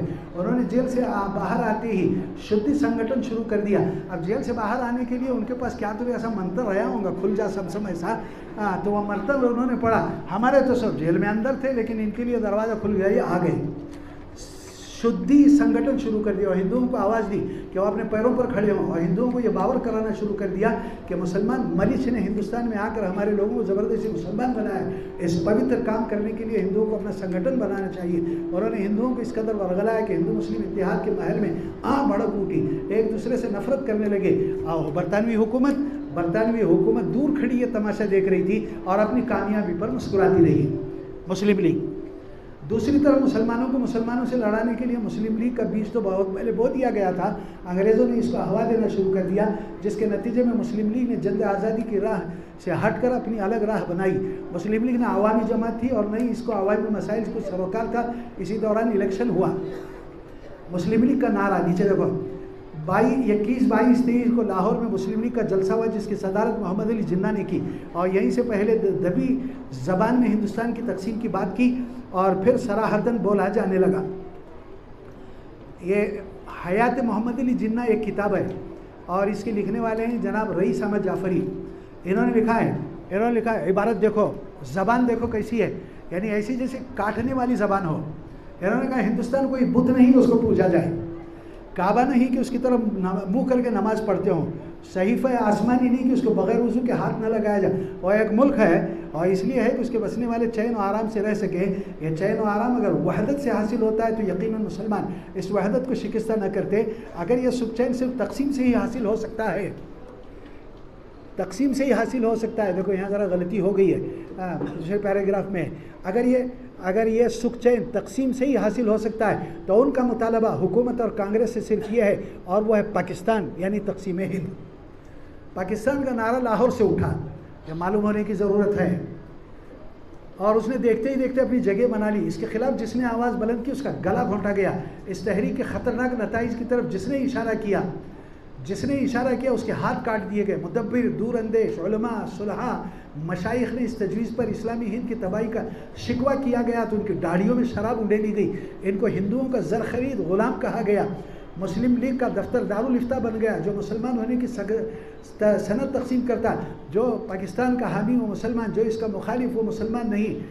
मौलाना अबू शामा साहब, अगली सतर आपके लिए है। शेखुल हिंद को शेखुल हुलूद कहा गया और शेखुल इस्लाम को शेखुल असनाम कहा जाने लगा। इस तरह हिंदुस्तान का मुसलमान दो हिस्सों में बढ़ गया। एक बड़ा हिस्सा पाकिस्तान का हामी लीग के सब्ज़ हिलाली परचल के नीचे, और दूसरा पाकिस्तान का मुखालिफ। 1940 की तजवीज़ पाकिस्तान ने हिंदुस्तानी मुसलमान को तकसीम कर दिया। एक तरफ 70% अवाम थे और दूसरी तरफ 30%। इन 70% अवाम की क़ियादत मुस्लिम लीग कर रही थी। लीग ने 85% गैर मुस्लिम आवाम के ख़िलाफ़ भी महाज खोल दिया। इसका नतीजा ये हुआ कि जज्बाती सियासत और होश से ज़्यादा जोश ने मुसलमानों के लिए हिंदुस्तान की ज़मीन को शौलों और अंगारों से दहकती भट्टी में बना दिया। बहरहाल ये सब होता रहा। आगे चलेंगे। अब यह है कि आप ये देखें कि सफ़ा नंबर 48, एक कद्दाउर शख्सियत, एक नेशनलिस्ट मुसलमानों में कद्दाउर शख्सियत थी जिनके सामने सारे सियासतदान बोने नज़र आते थे, और मौलाना अबुल कलाम आज़ाद थे। पूरा अशोक ज़माने में वही कांग्रेस के सदर थे।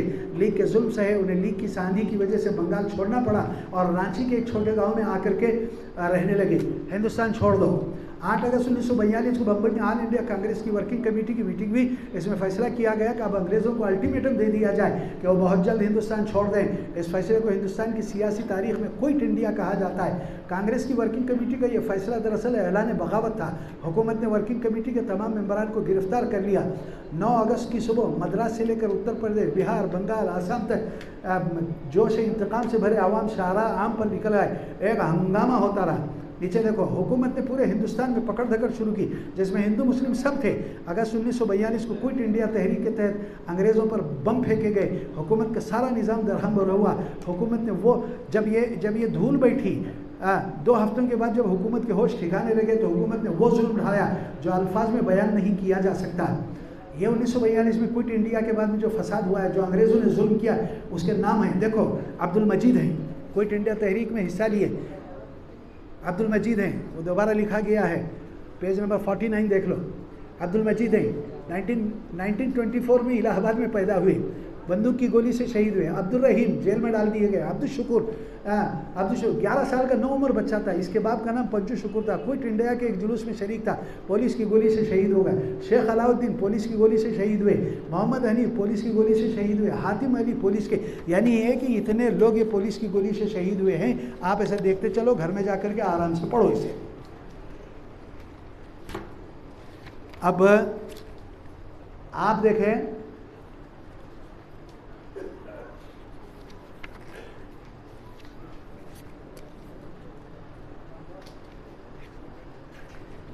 आप देखें 58 देखें, घर में जाके आराम से पढ़ लेना भाइयों। नीचे देखो, एक ही नारा, पाकिस्तान पाकिस्तान। मई 1944 में डॉक्टरी रिपोर्ट की बुनियाद पर गांधी जी जेल से रिहा हुए तो उनको अंदाज़ा हो गया था कि बरतानी हुकूमत हिंदुस्तान को अब ज़्यादा देर तक गुलाम बनाकर नहीं रख सकती। इन हालात में सबसे बड़ी रुकावट खुद मिस्टर जिन्ना थे। इसे गांधी जी के ने मिस्टर जिन्ना से मुफाहमत की गुफ्तगू की। मिस्टर जिन्ना तकसीम हिंद की ज़िद पर अड़े रहे और अपनी प्रोपेगेंडा मिशनरी को ज़बरदस्त इस्तेमाल किया, जिसकी वजह से आम मुसलमान जो पहले पाकिस्तानी हामी थे और में शिद्दत आ गई। प्रिंट में आगे हो गया है, सफ़ा नंबर 59 पर। पाकिस्तान की हिमायत में मजहबी रहनुमाओं की खुशफहमी। पाकिस्तान की हिमायत को हमारे चंद मुखलिस और दीनदार उलमा ने तक़द्दुस का दर्जा दे दिया था। उन्होंने अपने मदरसों में बैठकर इसलिए शरई दलाइल के वो पहलू तराशे जिसका मुस्तक़बिल से कोई ताल्लुक़ न था और हक़ीक़त से दूर का वास्ता भी न था। मौलाना ज़फ़र अली थानवी जो बाद में हिंदुस्तान से वहाँ चले गए थे, उन्होंने उनका एक बयान आया हयात जिन्ना में। जिसे सरदार अनीस जाफरी ने लिखा है, वो ये लिखते हैं, वहाँ ज़फ़र अली थानवी हैं, तमाम हिंदुस्तान को इस्लामी सल्तनत बनाना बहालत मौजूदा मुमकिन नहीं, तो कम अज़ कम इन सूबों को जहाँ मुस्लिम अक्सरियत है वहाँ इस्लामी सल्तनत बनाना जो सल्तनत इस्लामी उसूलों पर कायम की जा सके लाजिम और ज़रूरी है। मक्का मुकर्रमा में इस्लामी सल्तनत और निज़ाम इस्लामी कायम न हो सका तो मदीना मुनव्वरा को मरकज़ बनाया गया। इस मरकज़ से इस्लाम को जो तरक्की हुई वो दुनिया पर रोशन और ज़ाहिर है। इस तरह क्या अजब है कि पाकिस्तान से भी इस्लाम की तरक्की हो, गलबा उम्मत, गलबा इस्लाम का जीना है। इसी तरह एक और बयान में अल्लामा शब्बीर अहमद उस्मानी, इन्होंने मुस्लिम शरीफ की शरह लिखी है, तफसीर मौलाना शब्बीर उस्मानी मशहूर है, लेकिन यह है कि वो लीगी थे और वो यहाँ से पाकिस्तान चले गए थे, तो उन्होंने भी ये लिखा है, अगर हुसूल पाकिस्तान के लिए मेरे खून की ज़रूरत थी तो इस राह में अपना खून देना बाइस इज़्ज़त व इफ्तिखार समझता हूँ। इस मुल्क में मिल्लत इस्लामिया का वजूद बका, ये सब मुखलिस लोग थे, मुखलिस लोग थे, मुस्लिम लीग के प्रोपगंडा से मुतासिर हुए थे। अच्छा, इससे आगे और मज़ारात के मुतवल्लियों, सज्जादा नशीनों के जावियों और गुंबदों से आवाज़ आई। हुसूल पाकिस्तान का इससे बेहतर कोई ज़रिया नहीं कि सिर्फ मुस्लिम लीग में शामिल हों, क्योंकि सिर्फ मुस्लिम लीग ही एक ऐसी जमात है जो हुर्मत इस्लाम और मुसलमानों की सरबुलंदी और आज़ादी के लिए कोशा है। ये सब वो किताब में है, यहाँ ये वो आप मंगा के देख लो। दरगाह ख्वाजा मोइनुद्दीन चिश्ती अजमेरी रहमतुल्लाहि अलैह से यह मुक़द्दस नारा बुलंद हुआ, मैं अपने सिलसिले के तमाम खाओं के सज्जादान से अपने जद्द अमजद हज़रत ख्वाजा मोइनुद्दीन चिश्ती रहमतुल्लाहि अलैह के नाम पर अपील करता हूँ कि इस वक्त मुसलमानों ने हिंद की वाहिद और नुमाइंदा जमात मुस्लिम लीग है और पाकिस्तान मुसलमानों ने हिंद का नस्बुल आइन है। इसके हुसूल के लिए जद्दोजहद करना हर मुसलमान का अहम दीनी फरीज़ा है। पीर जमात अली शाह एक बुज़ुर्ग गुजरे हैं, उनकी बड़ी खानकाहें, अब दुनिया की कोई ताकत पाकिस्तान को नहीं टाल सकती। हुकूमत और कांग्रेस कान खोल कर सुन ले, अब मुसलमान बेदार हो चुका है, उसने अपनी मंजिल मुतय्यन कर ली है और वो पाकिस्तान है। मैं सैयद हूँ और मौत से डरता नहीं। देखो, मुंतजा बाला इक़्तिबास किताब हयात जिन्ना मुअल्लिफ़ सरदार अनीस जाफरी से ली गई है। पाकिस्तान में इस्लामी हुकूमत कैसी होगी, इस सिलसिले में मौलाना अब्दुल माजिद दरियाबादी ने अपने रिसाला सिद्क़ की 22 जनवरी 1946 की इशाअत में अपने मखसूस अंदाज में तहरीर फरमाया है। एक अंग्रेज़ी मकामी अखबार लिखता है कि इस्लामी हुकूमत, इस एक लफ्ज़ में न जाने कितनी कहानियाँ छुपी हुई हैं। सीधे साधे मुसलमानों की निगाहें इस चमक दमक से खीरा हो जाती है, दिल एक बेइख्तियार इसकी तरफ भागता है और दिमाग थोड़ी देर के लिए इस नाम की लज्जत से सरशार होकर मुअत्तर हो जाता है। ज़रा देर के बाद ये सवाल उठता है कि वहाँ सुन्नी फ़िक़ा चलेगी या शिया फ़िक़ा चलेगी। उलमा के ख़िलाफ़ महाज आराई, उलमा को सताया गया, उलमा का एक बड़ा तबका जिसका सोचने समझे का ढंग ही बदल गया था। इस प्रोपेगेंडे ने आम मुसलमानों के दिलों में उलमा और मशाइख की नफ़रत पैदा कर दी। पाकिस्तान के जादू ने कुछ इस तरह मुस्लिम आवाम को मसरूर कर दिया कि वो उलमा मशाइख की पगड़ियाँ उछालने लगे। सैयदपुर में मौलाना हुसैन अहमद बदरी को कत्ल करने की कोशिश की गई, अलीगढ़ में मौलाना अबुल कलाम आज़ाद पर हमला किया गया, कलकत्ता में अब्दुल रज़ाक पर चाकू से वार किया गया, मौलाना मोहम्मद कासिम शाहजहाँपुरी और मौलाना इस्माइल समरी को एक मस्जिद में घेर कर कत्ल करने की कोशिश की गई, मौलाना हिफ्जुर रहमान को लाहौर और जालंधर के स्टेशनों पर ज़दकूब कीने और पथराव करने में कोताही न की, मौलाना मोहम्मद नसीर साहब को चाकू से मारा गया। तदबीर पर तकदीर गालिब आ गई। हम आपसे यही दरख्वास्त करते हैं कि हम हिंदुस्तान में रह गए, जो जाने वाले थे वो चले गए और हमें भी जाने का मौका था, लेकिन हमने हिंदुस्तान को चुना है तो हम हिंदुस्तान के वफादार रहेंगे। तदबीर पर तकदीर गालिब आ गई। बरसों की मेहनत पर पानी फिर गया। आज़ादी की जद्दोजहद, बेइंतहा कुर्बानियों और लामहदूद जान निसारियों के बावजूद हिंदुस्तान का मुसलमान बदकिस्मत निकला। करोड़ों मुसलमान खानबा बर्बाद हो गए, हज़ारों मुसलमानों की बोटियाँ काट कर फेंक दी गई, बेशुमार इज़्ज़त में पर्दा नशीन ख़वातीन अगवा की गई, इनका दामन इस्मत तार तार हुआ और पूरी ज़िंदगी गैर मुस्लिम बनकर ज़िंदगी गुजारी। इन औरतों को जिनको अगवा किया गया था, हिंदुओं ने, सिखों ने गैर मुस्लिम बनकर ज़िंदगी गुजारी। हमारे बुज़ुर्ग साथी मौलाना यूनुस पूना वाले रहमतुल्लाह अलैह फरमाते थे कि वो पंजाब में जमात में थे और इज्तिमा हुआ मस्जिद के अंदर, तो एक बूढ़ी औरत आकर के बैठी हुई थी और जा नहीं रही थी, तो मौलाना जब बाहर निकले तो उसका जिसने अगवा किया था उस ज़माने में वो सिख आया, उसे बोल रहा था औरत को चल घर को, चल घर को। तो उस औरत ने कहा कि पूरी ज़िंदगी में गैर मुस्लिम रही हूँ, अब मैं कलमा पढ़ना चाहती हूँ, मुझे तो कलमे के साथ में दफन कर। पूरी ज़िंदगी इन्होंने गुजार दी। लाखों अफराद के घर उजड़ गए, वतन से बेवतन हुए और मतलूबा पाकिस्तान जाकर भी वो मुहाजिरी कहलाए। वो मोहब्बत, चैन व सुकून अपनाइयत उनको नसीब ना हो सकी। तकसीम का हशर पाकिस्तान, बांग्लादेश, बिहारी मुसलमान और हिंदुस्तान में रह जाने वाले मुसलमानों को सामने रख करके देखा जाए तो पता चलता है कि किसी कौम की सियासी ज़िंदगी में एक कदम भी गलत उठ जाता है तो पूरी ज़िंदगी कौम को कितना अजाब भुगतना पड़ता है। शायद पाकिस्तान का नारा लगाने वाले मुखलिस रहनुमा अगर ज़िंदा होते तो उन्हें यही कहना पड़ता कि पाकिस्तान का मुतालबा एक ज़बरदस्त गलती थी, मगर अब इस जिक्र से क्या हासिल। कांग्रेस अंग्रेज़ों को हिंदुस्तान में निकालने तो कामयाब हो गई, लेकिन अगर बाउसूल जमात की कामयाबी का दारो मदार इसके उसूलों की कामयाबी पर रखा जाए तो ये एक नाकाबिल इनकार हकीकत है कि कांग्रेस नाकाम हो गई और मुस्लिम लीग जीत गई। हिंदुस्तान ने आज़ादी जीत ली। 18 जुलाई 1947 को लंदन से एक नामा निगार ने हिंदुस्तान खबर भेजी कि आज बरतानिया के हिसाब से ठीक 10:40 पर बरतानवी दारुल उमरा के कमीशन ने हिंदुस्तान की आज़ादी पर शाही मंजूरी का ऐलान कर दिया। इससे पहले 10 जुलाई 1947 को बरतानिया के वज़ीर आज़म मिस्टर एटली ने ऐलान किया था कि हिंदुस्तान के गवर्नर जनरल लॉर्ड माउंटबेटन होंगे और पाकिस्तान के मिस्टर जिन्ना। इसके बाद 15 अगस्त 1947 को हिंदुस्तान आज़ाद हो गया।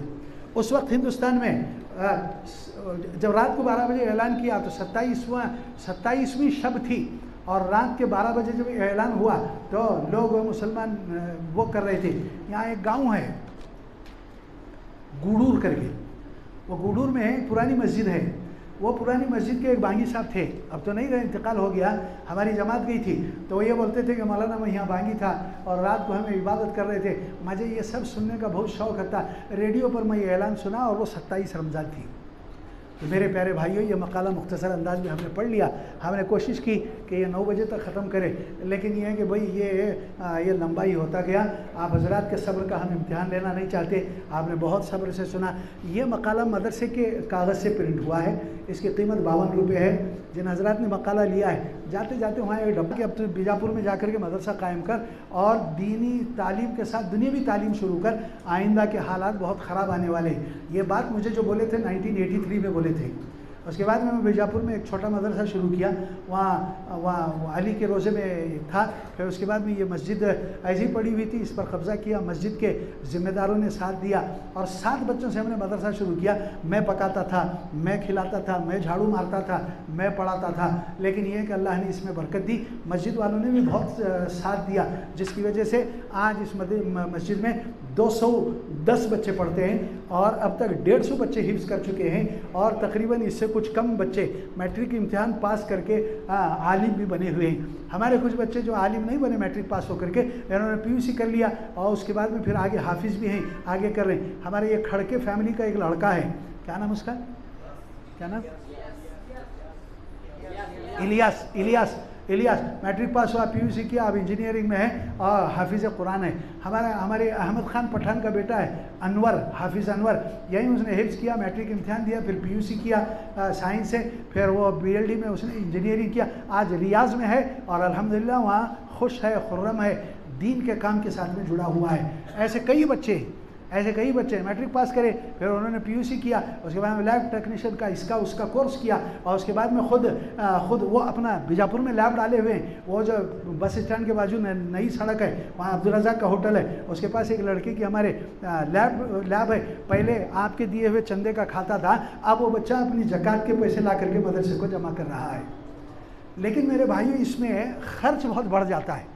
इसलिए कि हाफिज़ साहब को तो बोल सकते हैं इन्नल्लाह मअस साबिरीन, पेट को लिखो तुम्हें करके, लेकिन ये कि मैथमेटिक्स पढ़ाने वाला, ज्योग्राफी पढ़ाने वाला, हिसाब पढ़ाने वाला, उसे तो बाज़ार का भाव देना पड़ता है। लेकिन अल्लाह पाक बीजापुर वालों को जज़ाए खैर अता फ़रमाए और अतराफ़ के लोगों को जज़ाए खैर अता फ़रमाए कि वो ये मदरसे को निभा भी रहे। मदरसे में जगह कम हो गई, कोई हरज की बात नहीं है, हम छोटी जगह में रह करके कर लेंगे। अल्लाह पाक ने इस मस्जिद में ये जो मज़ार है, ये पता नहीं किस बुज़ुर्ग का मज़ार है, इनकी बरकत से ये सब चल पड़ा है। अल्लाह पाक हम सबको इसका बदला भी आता फ़रमाए। और आप हज़रात से भी दरख्वास्त ये है कि मदरसे में ये प्रोग्राम होता रहता है। ये मस्जिद की कमेटी में जनाब मस्तान साहब हैं, जनाब मोहम्मद याकूब कूपर साहब हैं, क्या नाम है, अब्दुल काखंडकी हैं और दूसरे लोग भी हैं। और माशाल्लाह उन्होंने मस्जिद हमको वक़्फ़ कर दी है, यानी ये कि उनकी तरफ से कोई तकरार नहीं है कि बच्चे रहते हैं, खाते पीते हैं, कभी आगे पीछे भी होता रहता है। लेकिन अल्लाह पाक इन लोगों को जज़ाए खैर अता फ़रमाए कि वो बर्दाश्त भी करते हैं और हमारी मदद भी करते हैं, और उन्होंने मदद कैसे करी है। आज जो बाहर से आए हुए मेहमान हैं, बाहर से आए हुए मेहमान हैं, उनकी तरफ से इन मेहमानों को खाने की दावत भी है।